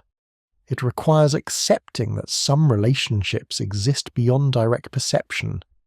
They reveal themselves only through careful comparison and accumulated evidence. Once this acceptance settles in, the discomfort softens. Time does not become chaotic or unreliable. It remains orderly, just not uniform. Gravity does not disrupt daily life. It quietly fine-tunes it. Everyday experience hides these effects because it can afford to. The margins are small, the differences are negligible. Only when precision matters does gravity's reach into time become visible. The brain, encountering this truth, does what it always does when intuition fails. It resists, then adapts. It learns to hold two ideas at once. Time feels steady and time varies. Both are true within their domains. Understanding gravity's effect on time therefore becomes less about visualizing a strange phenomenon and more about adjusting expectation. Reality is consistent but not always simple. The discomfort comes from expecting simplicity where none was promised. Gravity does not merely guide motion. It shapes the tempo of existence itself, quietly, steadily, without asking permission. Time continues to flow. Clocks continue to tick. Life continues uninterrupted. Beneath it all, gravity adjusts the pace, revealing once again that intuition, for all its usefulness, was never meant to grasp the universe in full. If gravity was simple, physicists would not still be arguing about it. Not arguing in the sense of disagreement over data, but in the quieter, more persistent sense of how best to describe what's going on, how to frame it, how to think about it, how to speak about it without misleading. The surprising part is not that disagreement exists, it is that it exists even where agreement is overwhelming. Physicists agree on how gravity behaves in countless situations. They can calculate planetary motion with extraordinary precision. They can predict the paths of spacecraft, the bending of light near massive objects, and the subtle shifts in time measured by atomic clocks. The mathematics works. The predictions match observation. Technology depends on it every day. And yet, when asked what gravity is, the answers begin to diverge. Some descriptions treat gravity as a force, similar in spirit to other forces but acting universally. Others describe it as geometry, a feature of how space and time are structured. Still others frame it as an emergent effect, arising from deeper principles not yet fully understood. Each description captures something true. None captures everything. This plurality can feel unsettling. The brain prefers singular explanations, one story, one picture, one definitive answer. When experts offer multiple descriptions, intuition interprets this as uncertainty or confusion. In reality, it reflects the limits of representation. Gravity resists being contained within a single mental picture because it operates across domains that do not align neatly. At everyday scales, treating it as a force works well. Objects fall, trajectories curve, engineering calculations succeed. At larger scales, or where time itself becomes involved, the force picture begins to creak. Geometry offers a cleaner account. Paths follow structure rather than responding to pulls. Neither picture is wrong. Each is incomplete. This incompleteness is not a flaw unique to gravity. It appears throughout science whenever a phenomenon spans multiple scales or frameworks. Light behaves as a wave in some contexts and as particles in others. Matter can be described as solid in daily life and as mostly empty space at atomic scales. The descriptions change because the questions change. With gravity, the shift is particularly stark because intuition is already strained. There is no comfortable image to fall back on. The mind looks for a single, authoritative explanation and finds a family of them instead. Physicists are open about this. Many have emphasized that current descriptions of gravity work extraordinarily well within their domains, while still leaving deeper questions unanswered. The theories are powerful, but they are not final. They describe relationships, not ultimate causes. This openness can be mistaken for doubt. It is better understood as humility. Science advances by refining models, not by declaring them complete. A model is judged by how well it predicts and explains within a given range. When that range is exceeded, new descriptions are developed. Old ones are not discarded so much as placed in context. Gravity sits at an intersection where multiple models overlap without fully merging. Classical descriptions handle motion and structure at human and planetary scales. Relativistic descriptions handle extreme precision and strong fields. Attempts to unify gravity with other fundamental interactions remain works in progress. This situation invites debate, discussion, and careful disagreement. Not because the science is failing, but because it is being honest about its scope. For listeners, this can be reassuring rather than troubling. Confusion about gravity is not a personal shortcoming. It is shared by the field itself. The most knowledgeable people in the world do not claim to hold a single, intuitive picture that resolves every question. Instead, they work with tools, mathematical frameworks, conceptual models, approximations that are valid here but not there. Understanding becomes something layered rather than unified. The brain often resists this layered approach. It wants closure. It wants to know which description is correct. The answer, unsatisfying as it may seem, is that correctness depends on context. This does not mean anything goes. The descriptions are not arbitrary. They are constrained by evidence and consistency. They overlap where they must and diverge where they can. The disagreement lies not in the data, but in interpretation and emphasis. There's gentle humour in how often gravity is described as the simplest force, while simultaneously being the most debated. It falls under everything, yet refuses to settle into a single explanation. The simplest action, letting go of an object, connects to some of the deepest questions in physics. This tension highlights an important feature of scientific understanding. It is not built around comfort. It is built around reliability. A theory does not need to feel intuitive to be trusted. It needs to work. Physicists are comfortable holding ideas that lack clear mental images. They work with symbols, relationships, and abstractions because those tools deliver results. The absence of a picture does not prevent progress. In many cases, it enables it. For non-specialists, this can feel like standing outside a conversation conducted in a foreign language. But the essence of the conversation is accessible. It revolves around acknowledging limits, recognizing where intuition applies and where it does not, accepting that some aspects of reality are best approached indirectly. Scientific bodies often emphasize this perspective when communicating complex ideas. They stress that uncertainty does not equal ignorance, that multiple models can coexist without contradiction. That debate is a sign of active understanding, not failure. This framing matters because it shifts the emotional tone of confusion. Instead of feeling excluded, listeners can recognize themselves within a broader human effort to understand something that resists simplification.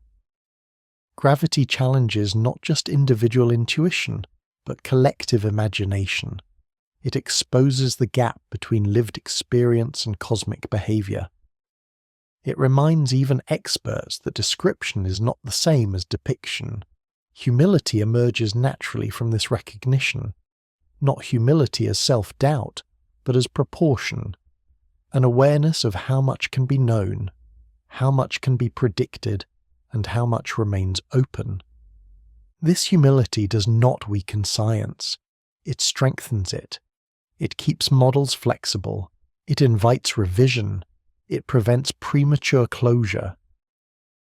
For the listener, there is comfort in knowing that difficulty is not a personal failure. Struggling to picture gravity does not mean something has been missed. It means the mind is encountering a boundary. That boundary is not fixed. Over time, familiarity grows. Concepts that once felt alien become workable. Understanding deepens, even if imagery never fully arrives. Gravity remains an example of how knowledge can be precise without being pictorial, how agreement can exist alongside debate, how confidence can coexist with uncertainty. Physicists argue about gravity not because they are lost, but because they are attentive. They are exploring the edges of what their tools can describe. They are careful with claims. They resist oversimplification. In this sense, shared confusion becomes a feature rather than a flaw. It keeps inquiry open. It encourages patience. It aligns expectations with reality. Understanding gravity is not about finding the one correct mental picture. It is about learning which descriptions apply where, and why none of them stand alone. Once that expectation settles in, the arguments stop feeling troubling.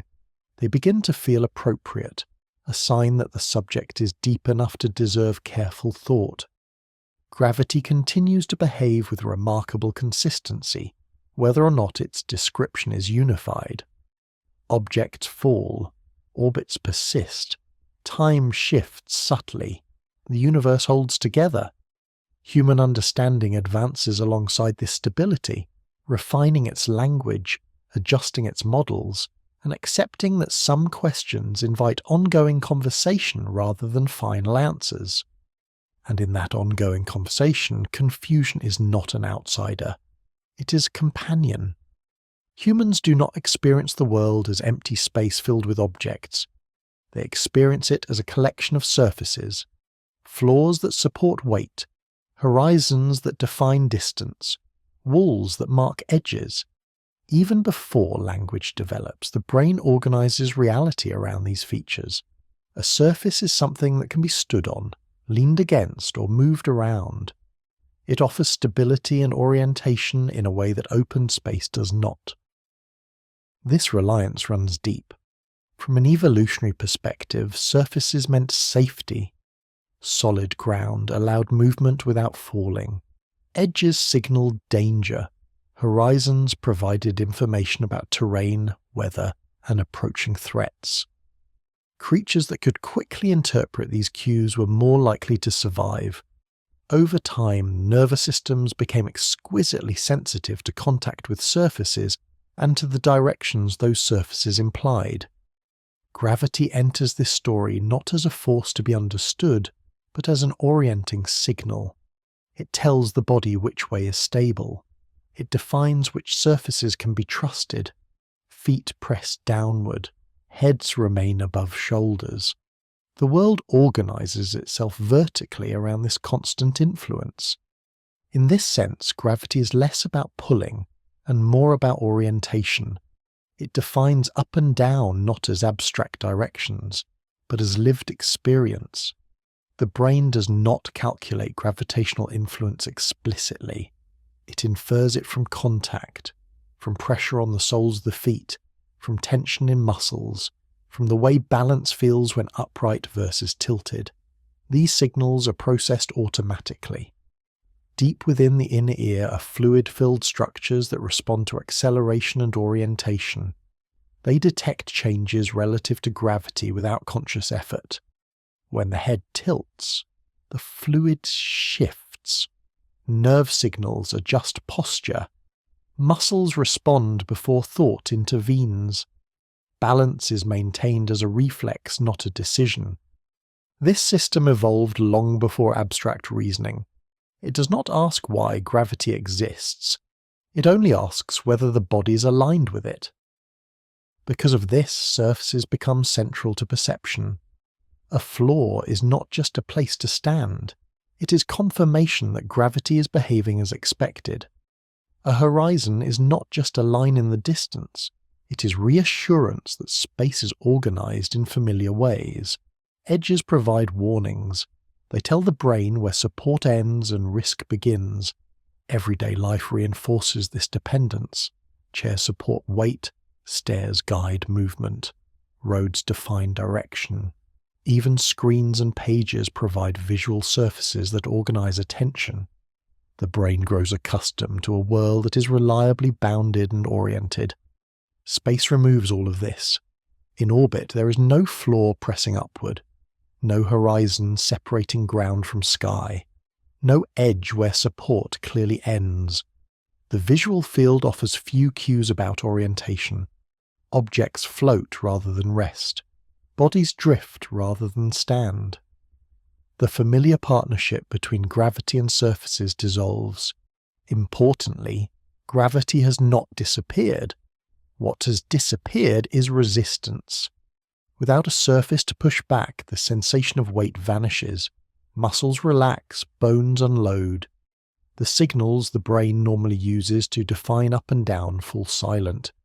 The inner ear still detects movement, but without a stable reference, its messages become ambiguous. This ambiguity produces discomfort, especially at first.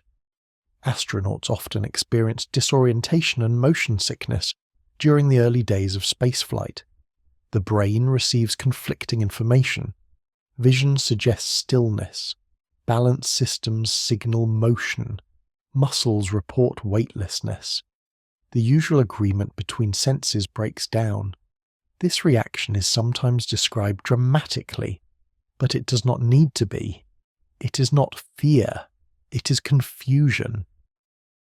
The brain is trying to apply rules that work perfectly on Earth to an environment where those rules no longer apply.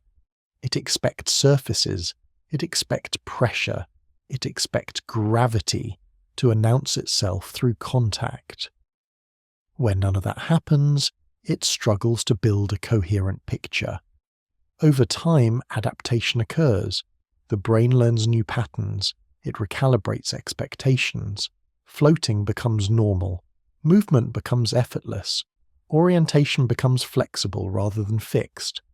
Up and down lose their importance. replaced by forward and backward relative to the body or spacecraft. This adaptation highlights how much of gravity's presence is inferred rather than sensed directly. On Earth, gravity is felt because it presses bodies into surfaces.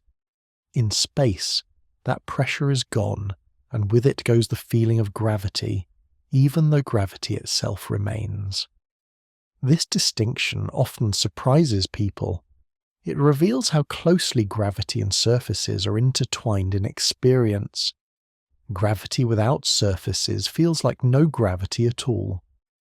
The brain's need for surfaces also shapes how gravity is imagined. People often picture gravity as something that comes from below, as though the ground itself were responsible. This makes sense from a bodily perspective. The ground is where pressure is felt. It is where support originates. The idea that gravity acts from mass rather than surfaces feels abstract, because it bypasses the sensory cues the brain relies on. Even language reflects this bias. Phrases like being grounded, standing on solid ground, or having one's feet on the floor all link stability to surfaces. Gravity is implied but rarely named. It works silently in the background, organizing experience without explanation. When surfaces disappear, that organization collapses. The brain loses its primary reference points. Discomfort arises not because gravity is strange, but because the environment no longer supplies the cues intuition expects. This helps explain why space feels unsettling even when danger is absent. Floating looks peaceful, yet the lack of orientation can be deeply disorienting.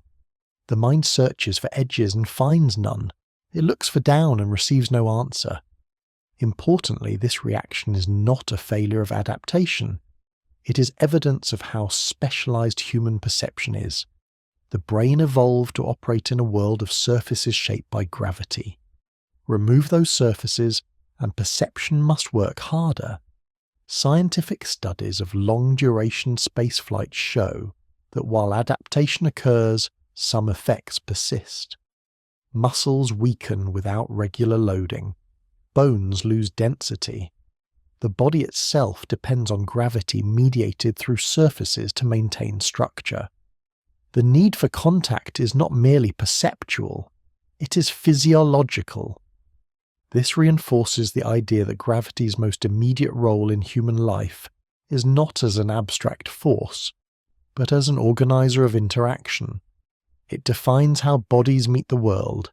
It shapes posture, movement, and sensation through constant contact. Understanding gravity as orientation rather than pull helps make sense of these experiences. Gravity tells the body how to arrange itself relative to surfaces. Remove the surfaces, and gravity becomes harder to feel even if it continues to act. The discomfort that follows is therefore unsurprising. It is the result of a deeply ingrained expectation being unmet. The brain is not confused because it is limited. It is confused because it is specialized. This perspective removes drama from the experience. There's nothing mysterious or threatening about losing orientation in space.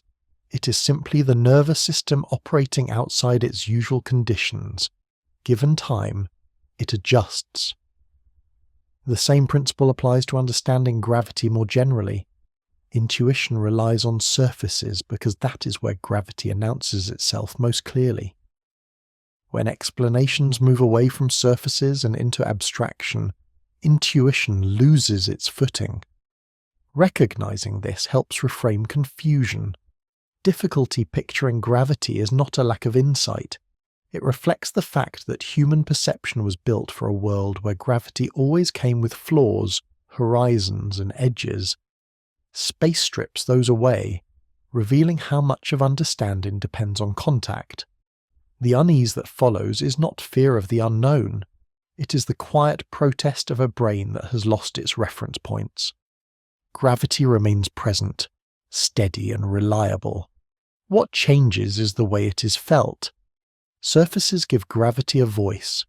Without them, it speaks too softly for intuition to hear.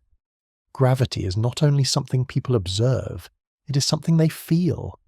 Every moment spent standing, sitting, or lying down comes with a quiet bodily reminder that weight exists. Muscles tense to support posture. Feet press into the floor. Shoulders carry the mass of arms and head. This constant sensation makes gravity feel personal, almost intimate, woven directly into experience rather than imposed from outside. Weight is one of the earliest physical sensations learned. Long before words like force or mass exist, the body discovers effort. Lifting feels different from lowering. Holding something heavy demands attention. Fatigue arrives sooner when weight increases. These experiences teach the brain what gravity feels like, not what it is. Because of this, gravity becomes associated with the body itself. It is not an abstract influence acting at a distance. It is pressure in the joints. It is strain in the muscles. It is the reason standing upright feels different from lying down. The brain treats these sensations as direct evidence of gravity, even though they're only indirect effects. This bodily grounding gives gravity emotional weight as well. Language reflects this connection. People describe difficult times as heavy. Relief is described as lightness. Burdens weigh on the shoulders. Letting go feels like lifting something off the chest. These expressions are not accidental. They borrow from the physical experience of gravity to describe internal states. Psychologists have long noted that abstract concepts are often built on physical metaphors. The mind uses familiar sensations to organize less tangible experiences. Gravity, because it is always present, provides a rich source of such metaphors. Heaviness becomes associated with seriousness, effort, or sadness. Lightness becomes associated with ease, freedom, or joy. This emotional layering reinforces the sense that gravity is personal. It does not just shape motion, it colours meaning. The problem arises when physical feeling is mistaken for explanation. The sensation of weight feels like gravity itself, but it is not. Weight is the result of gravity interacting with surfaces and resistance. It is gravity translated into pressure and effort. The distinction is subtle but important. On Earth, this translation is so consistent that it goes unnoticed. Gravity and weight appear inseparable. Wherever gravity is, weight is felt. The brain fuses the two into a single experience. Gravity becomes synonymous with heaviness. This fusion makes abstraction difficult. When gravity is described in terms that do not involve weight, intuition rebels. Talking about gravity acting on objects that are floating, or affecting time, or shaping space itself feels disconnected from lived experience. The mind searches for pressure, strain, or downward force and finds none. The explanation feels incomplete, even if it is accurate. Physical feeling interferes because it is compelling. Sensation feels more trustworthy than description. Muscles do not lie. Joints do not speculate. If gravity feels like heaviness, then heaviness must be gravity. This reasoning is understandable but limited. Consider astronauts in orbit. Gravity continues to act on their bodies, yet they feel weightless. Muscles relax, bones unload. The familiar sensation disappears. If gravity were identical to weight, it would have vanished. But it has not. What has changed is the presence of resistance. This example highlights the gap between felt gravity and described gravity. One is experiential, the other is relational. One depends on contact and support, the other does not. The brain struggles to hold these two ideas simultaneously. It wants gravity to feel the same way everywhere. It wants sensation and description to align. When they do not, confusion follows. This confusion is intensified by how closely gravity is tied to identity. Weight is experienced through the body, and the body is central to self-perception. Anything that acts on the body feels personal by default. Gravity presses on everyone equally, yet it is felt individually. Each body responds according to its own mass, posture, and strength. This individual experience makes gravity feel subjective, even though it is not. Two people standing side by side experience different levels of effort depending on fitness, fatigue, and size. Gravity itself has not changed. The bodily response has. Separating these layers requires deliberate effort. It means recognizing that sensation is not explanation, that what the body feels is a translation, not the source. Scientists often emphasize this distinction when discussing gravity. They point out that gravity acts on mass, not on feelings. The equations describing gravity do not include muscle strain or fatigue. They describe relationships between masses, distances, and time. The body enters the picture only when resistance is involved. This does not make bodily experience irrelevant. It makes it contextual. The same principle appears in other areas of perception. Temperature is felt through skin, yet temperature itself is a measure of average molecular motion. Sound is heard as tone and volume, yet it is vibration moving through a medium. Sensation provides access, not definition. Gravity is no different. The emotional associations attached to heaviness and lightness add another layer of interference. Because heaviness often carries negative connotations, gravity can feel oppressive. Because lightness feels pleasant, weightlessness is often imagined as freeing. These feelings shape expectation and colour interpretation. In reality, gravity is indifferent. It does not care whether it feels comforting or burdensome. It acts uniformly, regardless of emotional response. The meanings attached to heaviness arise from human experience, not from gravity itself. Understanding this helps loosen the grip of sensation on explanation. It allows gravity to be seen as something that interacts with bodies, without being defined by them. The body becomes one participant in a broader system, rather than the reference point for all understanding. This shift can feel unsettling at first.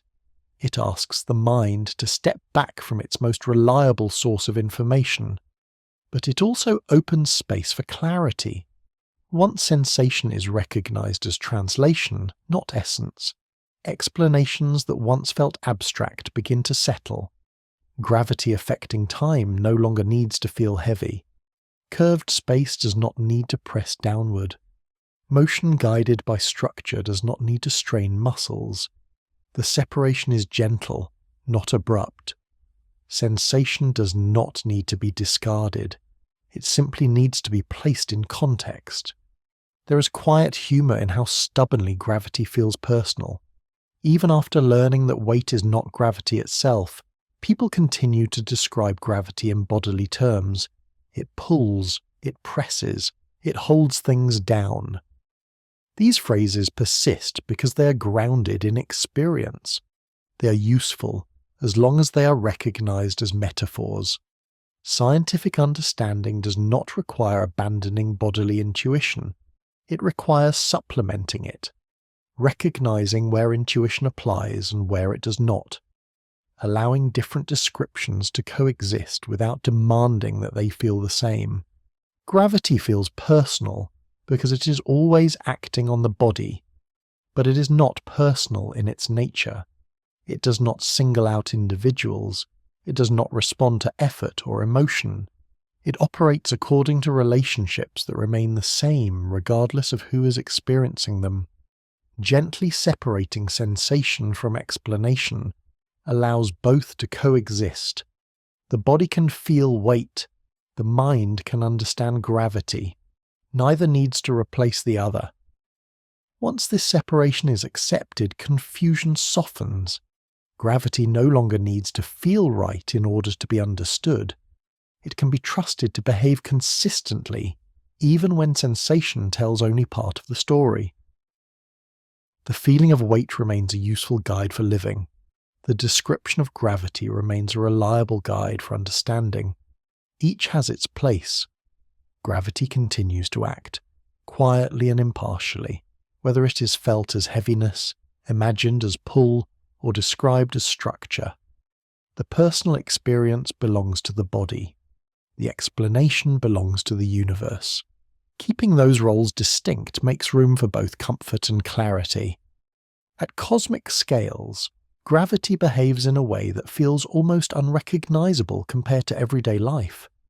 There are no sudden drops, no sharp impacts, no dramatic falls. Instead, motion unfolds slowly, across vast distances and over immense stretches of time. What looks like stillness to human perception is often movement so gradual that it escapes notice entirely. Galaxies are not fixed objects hanging in space. They are in motion, bound together by gravity into graceful rotating systems. Stars orbit galactic centers over hundreds of millions of years. Entire galaxies drift toward one another, drawn together into clusters that span millions of light years. Nothing about this motion is hurried. Nothing snaps or collapses suddenly. Gravity works patiently, shaping structure through accumulation rather than forcefulness. This slowness is one of the main reasons gravity feels so different at large scales. Human intuition expects action to be immediate. A push produces movement. A release produces a fall. Cause is followed quickly by effect. At cosmic scales, the delays are so long that the connection becomes hard to see. Consider a pair of galaxies beginning to move toward each other under mutual gravitational influence. The attraction is real, but the acceleration is small. Over a human lifetime, the change in position would be imperceptible. Over millions of years, it becomes significant. Over billions of years, it reshapes entire regions of the universe. To the brain, this feels unsatisfying. Movement that cannot be seen might as well not exist. Gravity appears weak, indecisive, or absent. In reality, it is doing exactly what it always does. It is just operating on a scale that intuition was never designed to register. Clusters of galaxies provide a striking example. These vast collections contain hundreds or thousands of galaxies bound together by gravity. The motions within them are slow and subtle, yet they are sufficient to hold the cluster together over cosmic time. Individual galaxies weave intricate paths through the cluster, influenced by the combined mass of everything around them. From a human perspective, this motion looks frozen. From a cosmic perspective, it is dynamic and structured. The difficulty lies not in gravity's behavior, but in the brain's expectations. Human perception evolved to deal with immediate consequences. A falling object demands quick response. A moving animal requires instant attention. Slowness rarely signaled danger. As a result, intuition equates significance with speed. Gravity at cosmic scales violates this expectation. Its most important work happens gradually. Structures form not through sudden assembly, but through steady convergence. Over time, small influences add up to enormous effects. Astrophysicists studying galaxy formation often describe this process as hierarchical. Small structures form first. Over time, they merge and grow into larger ones. Gravity guides this process without urgency. It does not rush to completion. It allows matter to settle into stable arrangements through countless gentle interactions. This requires patience to understand. Patience is not just a personal virtue here, it is a conceptual requirement. Understanding gravity at these scales means letting go of the need for immediacy. It means accepting that meaningful change can occur over time scales that dwarf human history. The brain resists this because it is anchored to short spans. Seconds, minutes, years, even decades strain intuition. Millions of years feel abstract. Billions feel unreal. When gravity operates primarily across such spans, intuition disengages. This disengagement often leads to misinterpretation.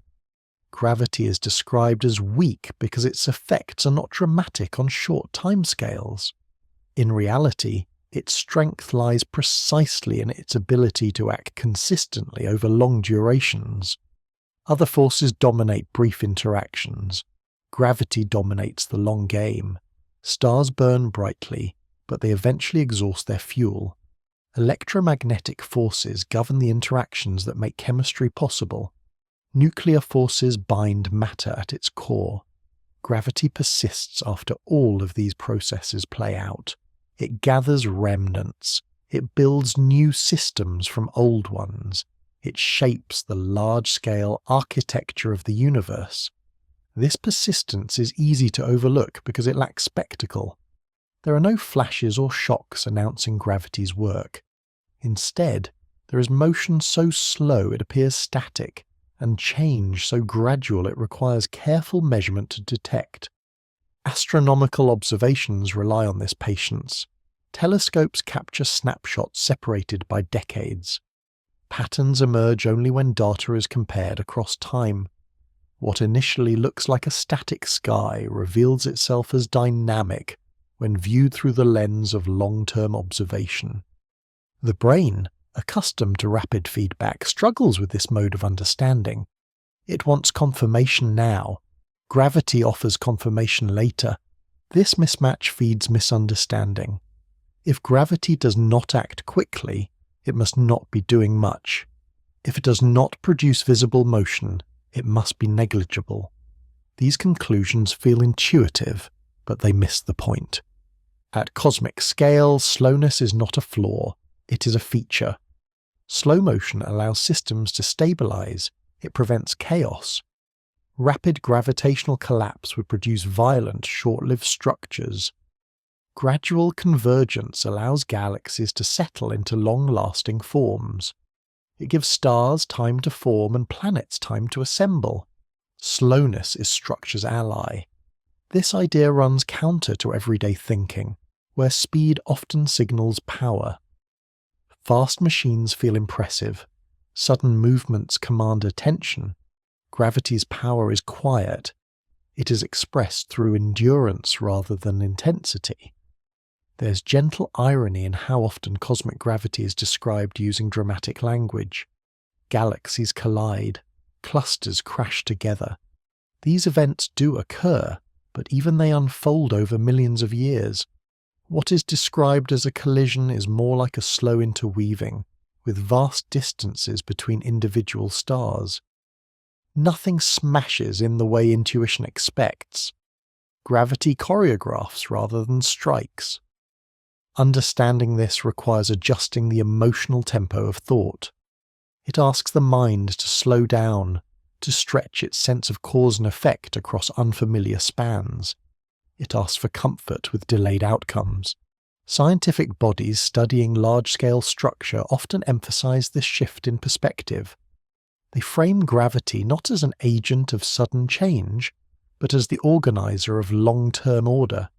Its influence is cumulative, shaping patterns that only become clear when viewed from far enough away in both space and time. For human intuition, this distance is difficult to maintain. It prefers stories with beginnings and endings close together. Gravity offers stories whose chapters are separated by epochs. Reframing slowness as structure helps bridge this gap. Instead of seeing gravity as ineffective because it acts slowly, it can be seen as effective because it does. Slow processes are less fragile. They are less sensitive to disruption. They allow complexity to emerge without tearing itself apart. The universe bears the marks of this patience. Galaxies persist for billions of years. Clusters endure even longer. The large-scale pattern of matter reflects gravity's steady guidance, rather than sudden intervention. Once this is recognized, the apparent stillness of the cosmos takes on new meaning. What looks calm is active. What looks frozen is evolving. Gravity is at work everywhere, but it works on its own schedule. The brain's expectation of immediacy is understandable. It reflects the environment in which human perception evolved, but that environment represents only a tiny slice of reality. Beyond it lies a domain where patience is not optional. Understanding gravity at cosmic scales means learning to think slowly, to allow processes to unfold mentally over spans far longer than a lifetime, to accept that significance does not require speed. Gravity does not hurry because it does not need to. Given time, it shapes everything. In that sense, gravity's greatest lesson at cosmic scales is not about force, but about tempo. It reveals a universe where the most powerful influences are often the quietest, and where slowness is not the absence of action, but the foundation of order itself. There comes a point where trying to picture gravity simply stops working, not because the idea is too advanced, but because imagination itself runs out of useful reference points. The mind is built to visualize things it can, at least in principle, sense. Shapes, motions, textures, boundaries. Gravity offers none of these directly. Imagination relies heavily on the senses. Even the most abstract mental images are assembled from familiar parts. When imagining an unfamiliar animal, the brain borrows features from known ones. When picturing distant places, it rearranges landscapes already seen. Visualization is not invention from nothing, it is recombination. Gravity resists this process. There is no color to borrow, no texture to adapt, no sound to attach. Gravity cannot be seen, touched, or isolated. Its presence is inferred through behavior rather than sensation. Objects move a certain way. Clocks tick at certain rates. Paths curve. The cause itself remains invisible. This invisibility places gravity outside the usual reach of imagination. The mind tries anyway. It reaches for arrows, fields, dents, flows. Each attempt feels temporarily helpful, then quietly misleading. The image holds for a moment before collapsing under closer inspection. Diagrams are often introduced to bridge this gap. Lines show forces, grids show curvature, arrows indicate direction and strength. These tools are invaluable for calculation and communication. They condense complex relationships into something manageable on a page. But diagrams are not pictures of reality. They are symbolic shortcuts. A diagram shows what matters for a particular purpose and ignores everything else. It is selective by design. When interpreted as literal, it creates false expectations. Arrows begin to feel like physical things. Curves begin to feel like shapes embedded in space. The diagram becomes the object rather than a guide to reasoning about it. This is why diagrams help without solving the deeper problem. They support understanding by structure, not by imagery. They tell you how quantities relate, not what gravity looks like. When the mind expects them to deliver a picture, disappointment follows. The failure here is not intellectual, it is perceptual. The human brain evolved to track objects moving through space, not to reason about space itself as an active participant. It expects causes to have locations and mechanisms to have parts. Gravity offers neither in a way imagination can comfortably grasp. This is where abstraction enters, often reluctantly. Abstraction is sometimes treated as a last resort, a sign that understanding has become thin or removed from reality. In truth, abstraction is one of the strongest tools science has. It allows patterns to be described without committing to imagery that may mislead. In the case of gravity, abstraction is not a compromise, it is an advantage. By focusing on relationships rather than pictures, abstraction avoids the traps imagination falls into. It does not ask what gravity looks like. It asks how mass, distance, motion, and time relate. It tracks behavior rather than form. This approach sacrifices visual comfort in exchange for reliability. Many physicists have pointed out that the most accurate descriptions of nature are often the least visual. Quantum behavior, probability, higher dimensional geometry, and space-time relationships all resist pictorial representation. They are understood through rules, constraints, and patterns rather than scenes. Gravity belongs firmly in this category. Trying to force a visual model where none fits can actually hinder understanding. The mind becomes attached to an image that works only partially. When new information conflicts with that image, confusion deepens. Letting go of the image allows understanding to remain flexible. This letting go can feel uncomfortable at first. Visualization feels like comprehension. Seeing something in the mind's eye creates confidence. Releasing that habit feels like losing grasp rather than gaining clarity. But understanding does not require pictures. It requires consistency. You can understand how something behaves without knowing what it looks like. People understand how electricity works in practice, without picturing electrons as tiny balls flowing like water. They understand how probabilities combine without imagining probability as a physical substance. The understanding lives in prediction and application. Gravity is similar. It can be understood as a set of dependable relationships. Objects accelerate in certain ways. Paths follow particular patterns. Time behaves differently under different conditions. These facts hold regardless of whether they can be visualized. Encouraging comfort with this kind of understanding is a shift in expectation rather than ability. It means accepting that some aspects of reality are not meant to be seen, even mentally. They are meant to be described. Descriptive understanding focuses on what changes, how it changes, and under what conditions. It does not insist on a mechanism that looks familiar. It values agreement with observation over intuitive appeal. This approach also aligns better with how science actually progresses. New theories often replace older pictures not because the old ones were useless, but because they were too specific. Pictures constrain thought. Descriptions allow expansion. There is gentle humour in how stubbornly people continue to ask what gravity looks like, as though it might eventually reveal a shape if pressed hard enough. The question itself assumes that all aspects of reality must conform to visual intuition. Gravity quietly refuses. This refusal is not hostility, it is honesty. The universe does not organize itself for human imagination. It organizes itself according to relationships that remain consistent whether or not they are pictured. The mind's task is to adapt to those relationships, not to demand that they resemble familiar scenes. Letting go of seeing gravity does not mean giving up on understanding. It means shifting the goal.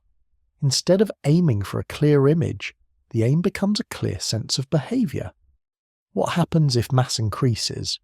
What happens if distance changes? How motion responds? How time is affected? These questions can be answered precisely without ever forming a picture. Over time, this kind of understanding becomes comfortable. The absence of imagery stops feeling like a gap and starts feeling like space. Space for ideas to connect without being forced into shapes they do not fit. This shift also reduces frustration. Many people assume that if they cannot visualize something, they have failed to understand it. In cases like gravity, the opposite is often true. Letting go of visualization can be a sign of deeper comprehension. The mind learns to trust descriptions rather than scenes. It learns to recognize patterns without demanding form. It becomes less attached to metaphors and more attentive to consistency. Gravity does not need to be seen to be known. It needs to be recognized through its effects, through the regularity of motion, through the reliability of prediction, through the quiet way it holds systems together. Understanding in this sense becomes quieter too, less dramatic, less satisfying in an immediate way, but more stable over time. The failure of visualization is not the end of comprehension. It is a transition point. a moment where intuition hands responsibility over to a different way of knowing.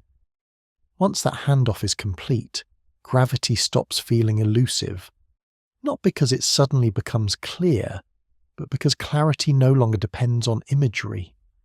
Descriptive understanding does not demand pictures, it demands coherence. Gravity offers that coherence generously. It behaves the same way everywhere. It follows the same rules regardless of scale. It remains consistent even when imagination falters. Accepting this allows understanding to deepen without strain. The mind no longer needs to see gravity to trust it. It can let patterns speak for themselves, and in doing so, it discovers that some of the most reliable features of reality are not those that can be pictured, but those that can be described, tested, and depended upon quietly, without ever appearing in the mind's eye at all. Understanding is often mistaken for familiarity. If something feels intuitive, it is assumed to be understood. If it feels strange or abstract, it is treated as unresolved. This expectation runs deep, shaping how people judge explanations long before accuracy enters the conversation. Gravity exposes the weakness in this assumption. People predict gravity successfully every day without thinking about it. Objects dropped from a hand will fall. Steps must be placed carefully to avoid slipping. Lifting something heavier requires more effort. These predictions are reliable, automatic, and effective, yet none of them require a clear mental picture of what gravity is or how it works. This reveals an important distinction. Prediction and intuition are not the same thing. Intuition feels like understanding because it is comfortable. It aligns with experience. It requires little effort. Prediction, on the other hand, is about reliability. It asks whether an outcome can be anticipated correctly, regardless of how satisfying the explanation feels. Science is built around prediction, not comfort. When scientists judge a model, they do not ask whether it feels natural. They ask whether it works. Does it produce results that match observation? Does it remain consistent across situations? Does it allow new phenomena to be anticipated before they are measured? Gravity passes these tests extraordinarily well. Its behavior can be predicted with remarkable precision across an enormous range of conditions. From falling objects to planetary motion to the timing of satellites, gravity behaves exactly as described, even when the description resists intuition. This is why science places accuracy above comfort. Comfort is subjective. Accuracy is measurable. A comfortable explanation that fails to predict is not useful. An uncomfortable explanation that succeeds is. Over time, the latter earns trust, even if it never becomes intuitive. This approach can feel unsatisfying to those seeking a clear mental picture. It can feel like settling for something incomplete. But this feeling arises from a misunderstanding of what scientific models are meant to do. Models are tools, not mirrors. They are not attempts to recreate reality in the mind. They are frameworks for organizing information and making predictions. A good model captures what matters for a given purpose and ignores what does not. It simplifies, not to deceive, but to function. Consider a map. A road map does not show every tree, building, or contour. It shows what is needed to navigate. A weather map does not show streets or landmarks. It shows patterns of pressure and temperature. Neither map is a full picture of reality. Both are extremely useful. Gravity models operate in the same way. They describe relationships between mass, distance, motion, and time. They do not attempt to depict gravity as an object or substance. They do not claim to show what gravity looks like. They show how it behaves. Expecting more from them is like expecting a map to resemble a photograph. The disappointment comes from a category error, not from a failure of the model. This perspective allows understanding to be redefined. Understanding does not mean holding a vivid image. It means knowing what to expect. It means being able to reason about outcomes. It means being able to apply principles reliably. In this sense, understanding gravity can be entirely operational.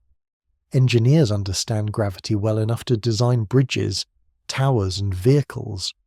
Astronomers understand it well enough to predict eclipses and spacecraft trajectories.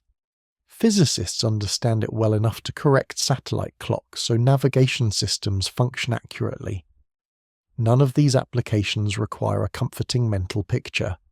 They require dependable rules. The discomfort many people feel arises from a mismatch between expectation and reality. There is an expectation that deep understanding should feel like clarity in the imagination. Gravity offers clarity in prediction instead.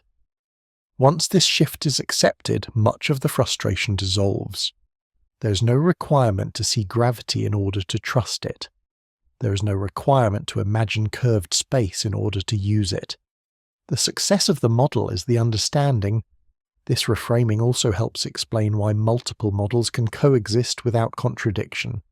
Each model serves a purpose. Each highlights different aspects of behavior. None claims to be the final word. Science values this flexibility. It allows descriptions to evolve without being mistaken for absolute truth. Models can be refined, replaced, or limited in scope without undermining what they already explain well. This humility is not weakness, it is discipline. The insistence on mental pictures often comes from a desire for closure. Pictures feel final. They suggest that nothing important has been left out. But reality rarely offers such neat conclusions. Clinging to imagery can actually slow progress by locking thought into forms that no longer fit. Letting go of the need for pictures frees understanding to deepen without resistance. This does not mean abandoning intuition entirely. Intuition remains valuable for navigating everyday life. It provides quick, effective guidance where precision is unnecessary. But it does not need to govern all domains. Gravity operates beyond the scale where intuition evolved to function. Asking intuition to dominate there is like asking eyesight to detect radio waves. The limitation lies in the tool, not in the phenomenon. Recognizing this helps reframe confusion. Difficulty imagining gravity is not a failure to understand. It is a sign that understanding has moved into a different mode. There is gentle humour in how often people apologize for not being able to picture gravity, as though they have missed a step. In reality, many of the people who understand gravity best report thinking in terms of relationships rather than images. Their understanding is no less real for lacking pictures. The demand for visualization is cultural rather than scientific. It reflects how learning is often presented, not how understanding actually works. Operational understanding also has an emotional benefit. It reduces anxiety. There is no longer pressure to achieve a sudden moment of insight where everything snaps into focus. Understanding becomes gradual, cumulative, and stable. Gravity behaves the same way it always has, regardless of how it is imagined. Trust grows from consistency, not from imagery. This trust allows the mind to relax. The need to resolve every abstraction into a picture fades. What remains is a quiet confidence in patterns that hold. Science does not promise comfort, it promises reliability. In return, it asks for a different kind of acceptance, an acceptance that models are provisional. That understanding can be functional rather than visual. That clarity does not always feel like familiarity. Once this acceptance settles in, gravity no longer feels like a problem to be solved. It becomes a case study in how understanding actually works. Prediction replaces imagery. Consistency replaces comfort. Description replaces depiction. This does not diminish the wonder of gravity. It changes its texture. The mystery shifts from what gravity looks like to how consistently it shapes the universe. And in that shift, understanding becomes quieter, more resilient, and less demanding. Gravity does not ask to be imagined correctly. It asks to be taken seriously. It asks to be described carefully, tested rigorously, and trusted where it proves reliable. Meeting those requirements is what understanding actually means. Living with gravity does not require understanding it. This may be the simplest and most overlooked truth about the human relationship with the universe.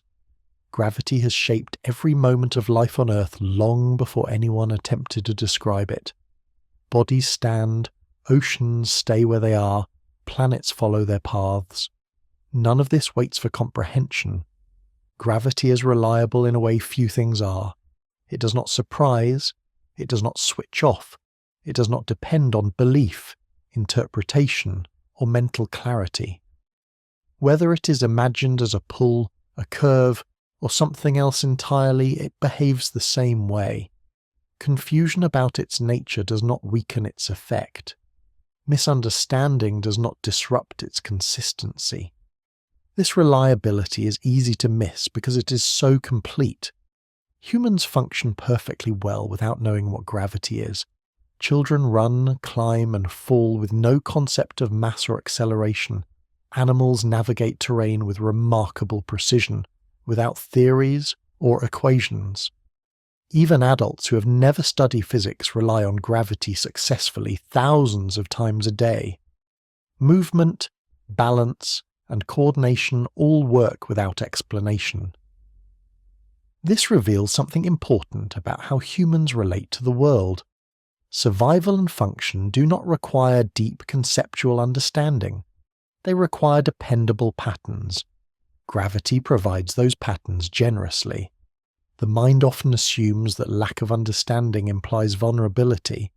If something cannot be explained clearly, it feels dangerous or unstable. Gravity challenges this assumption. It remains one of the most predictable aspects of reality, despite resisting intuitive explanation. This contrast can be unsettling at first. It seems to suggest that the universe does not care whether it makes sense to human minds. In a way, that is true. But it also suggests something reassuring. The universe does not demand comprehension in order to remain stable. Humans coexist with countless processes they do not fully understand. The body regulates temperature, balances chemicals, and repairs tissue without conscious oversight. Technology relies on layers of systems that most users never examine. Electricity flows, signals transmit, structures hold. Life proceeds. Gravity belongs to this category. It is part of the background architecture of existence. Its role is structural rather than dramatic. It holds systems together quietly, without asking for attention. Misunderstanding gravity, then, is not a problem to be solved. It is a condition to be accepted. This acceptance does not mean giving up on learning. It means reframing the goal. Instead of aiming for complete intuitive clarity, the aim becomes coexistence with something that works reliably, even when it feels strange. In this light, confusion stops being a failure. It becomes a natural response to scale and abstraction. Gravity operates across domains far removed from everyday experience. Expecting intuition to handle that seamlessly is unreasonable. The brain evolved to navigate surfaces, avoid falls, and maintain balance. It did not evolve to picture curved space or time dilation. When it struggles with those ideas, it is not malfunctioning. It is encountering the edge of its design. Recognizing this boundary allows tension to ease. There is no longer pressure to force understanding into a familiar shape. Gravity can remain unintuitive without being threatening. Stability does not require comfort. Scientific institutions often emphasize this distinction when communicating complex ideas. They highlight that certainty in behavior can coexist with uncertainty in interpretation. Models can work even when their deeper meaning remains open to discussion. Progress does not depend on resolving every conceptual difficulty. This perspective aligns well with everyday experience. People trust gravity implicitly without analysing it. They trust the ground to support them. They trust objects to fall when released. This trust is earned through consistency, not explanation. The same trust extends outward. Planets follow predictable paths. Satellites remain in orbit. Seasons unfold with regularity. Gravity's role in these patterns is steady and dependable, even if its description evolves. There's gentle irony in how much anxiety gravity's unintuitive aspects provoke. Something so constant and reliable is rarely questioned until its explanation becomes strange. The strangeness arises not from gravity itself, but from the mismatch between human intuition and cosmic reality. Reframing misunderstanding as coexistence helps restore balance. Gravity does not need to be mentally conquered. It does not require a final picture. It simply needs to be acknowledged as a stable feature of the world. This reframing also shifts attention away from mystery and toward continuity. Gravity is not mysterious in its effects. It is mysterious only in its deeper description. Day to day, life depends on the former, not the latter. The universe, viewed this way, is not chaotic or unsettling. It is orderly, even if that order does not always align with intuition. Stability emerges from rules that operate consistently, not from explanations that feel comfortable. Living with an unintuitive universe therefore becomes an exercise in humility rather than fear. It invites an appreciation of how much works without demanding understanding. It encourages patience with concepts that resist simplification. Humans have always lived this way. Long before theories of gravity, people built structures, navigated landscapes, and observed the sky. Understanding followed practice, not the other way around. Even today, understanding remains layered. Practical knowledge comes first. Conceptual refinement follows. Complete clarity may never arrive, and that is acceptable. Gravity continues to act whether it is imagined correctly or not. It supports bodies, binds systems, and shapes motion with unwavering regularity. The mind can struggle while the universe remains calm. This calm is worth noticing. In a world where uncertainty often feels threatening, gravity offers a counterexample. It shows that something can be deeply unintuitive and profoundly stable at the same time. It demonstrates that reliability does not depend on comprehension. This realization carries beyond physics. It applies to many aspects of existence. Not everything that matters needs to be fully understood. Some things only need to work. The universe is full of processes that exceed intuition. Time behaves strangely, space stretches, matter forms patterns that defy simple explanation. Yet life persists within this complexity, supported by underlying regularities. Gravity is one of those regularities. It does not demand to be solved. It invites acceptance. As understanding deepens, confusion may remain, but it becomes quieter. It loses its edge. It no longer signals danger or failure. It becomes a companion to curiosity rather than an obstacle. Living with an unintuitive universe means learning to trust patterns over pictures, to value consistency over clarity, to recognize that stability does not require full transparency. This trust does not dull wonder. It refines it. Wonder shifts from trying to force reality into familiar shapes to appreciating how well it functions without doing so. Gravity holds everything together without asking to be imagined. It does its work silently, patiently, and impartially. The universe rests on its reliability, not on human understanding. Accepting this allows thought to settle. There's no rush to resolve every abstraction, no urgency to eliminate every unanswered question. The universe is not waiting for permission to continue. In that sense, living with gravity becomes a lesson in coexistence.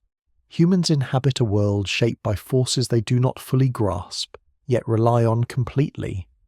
This is not a flaw in existence. It is a feature.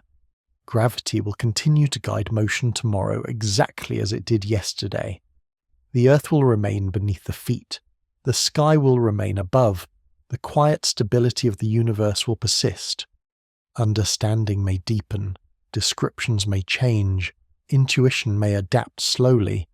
But gravity will remain what it has always been. Reliable. Unfazed by confusion. A steady presence in an unintuitive universe that works remarkably well all the same. Gravity began this journey as something familiar and uncomplicated, a force felt every day, trusted without question, rarely examined. Along the way, that familiarity loosened. What once seemed obvious revealed layers of strangeness, abstraction, and resistance to intuition, and yet nothing about gravity itself ever changed. It continued to work. Objects still fell when released. Bodies remained supported by the ground. Planets followed their paths. Time ticked on, slightly differently in different places, but always consistently. Gravity did not pause while explanation struggled to keep up. It did not wait for a clear mental picture to emerge. This returns us gently to the original question. Why can the human mind struggle so deeply with something so fundamental? The answer does not lie in a flaw of intelligence or curiosity. It lies in the nature of intuition itself. Human intuition evolved to keep bodies balanced, to avoid falls, to navigate surfaces and edges. It was never designed to account for curved space, time dilation, or motion unfolding over billions of years. Expecting it to do so effortlessly places a burden on it that it was never meant to carry. Not understanding gravity in an intuitive way is not a failure. It is a natural consequence of scale. Science does not require intuition to feel satisfied in order to be valid. It requires consistency, evidence, and predictive power. Gravity meets those requirements completely. Its behavior is among the most precisely described features of the universe, even as its deeper nature continues to invite discussion and refinement. This coexistence of reliability and mystery is not unsettling, once it is recognized for what it is. The universe does not demand comprehension as a condition for stability. It does not collapse when understanding lags behind description. It continues calmly, governed by patterns that hold whether or not they are imagined clearly. In this sense, gravity offers reassurance rather than uncertainty. It shows that something can be deeply unintuitive and entirely dependable at the same time. It demonstrates that clarity of behavior matters more than clarity of imagery. The ordered nature of the universe does not rest on human understanding.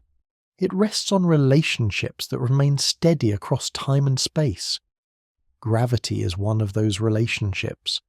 It binds systems together quietly, without spectacle, without explanation, and without interruption.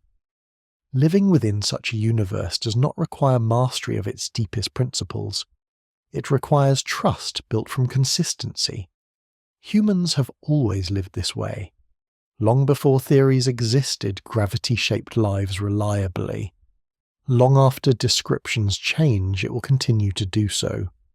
The discomfort that arises when intuition fails is understandable, but it does not signal danger.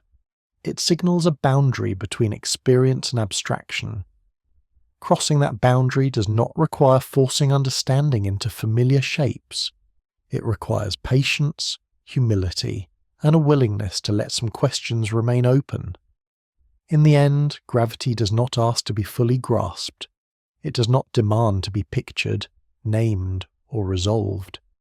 It simply continues to act, holding worlds together with quiet certainty. The universe, viewed this way, is not something that needs to be conquered intellectually. It is something that can be lived within, observed, and trusted. Its order does not depend on comprehension. Its stability does not depend on intuition. There is comfort in that. Gravity works. It always has. it will continue to do so regardless of how it is imagined, and in that steady reliability lies a calm reminder that understanding is not always about knowing everything, but about recognizing what can be depended upon. The universe does not require complete understanding to remain whole. It asks only that it be allowed to be what it is, and that is enough to rest with.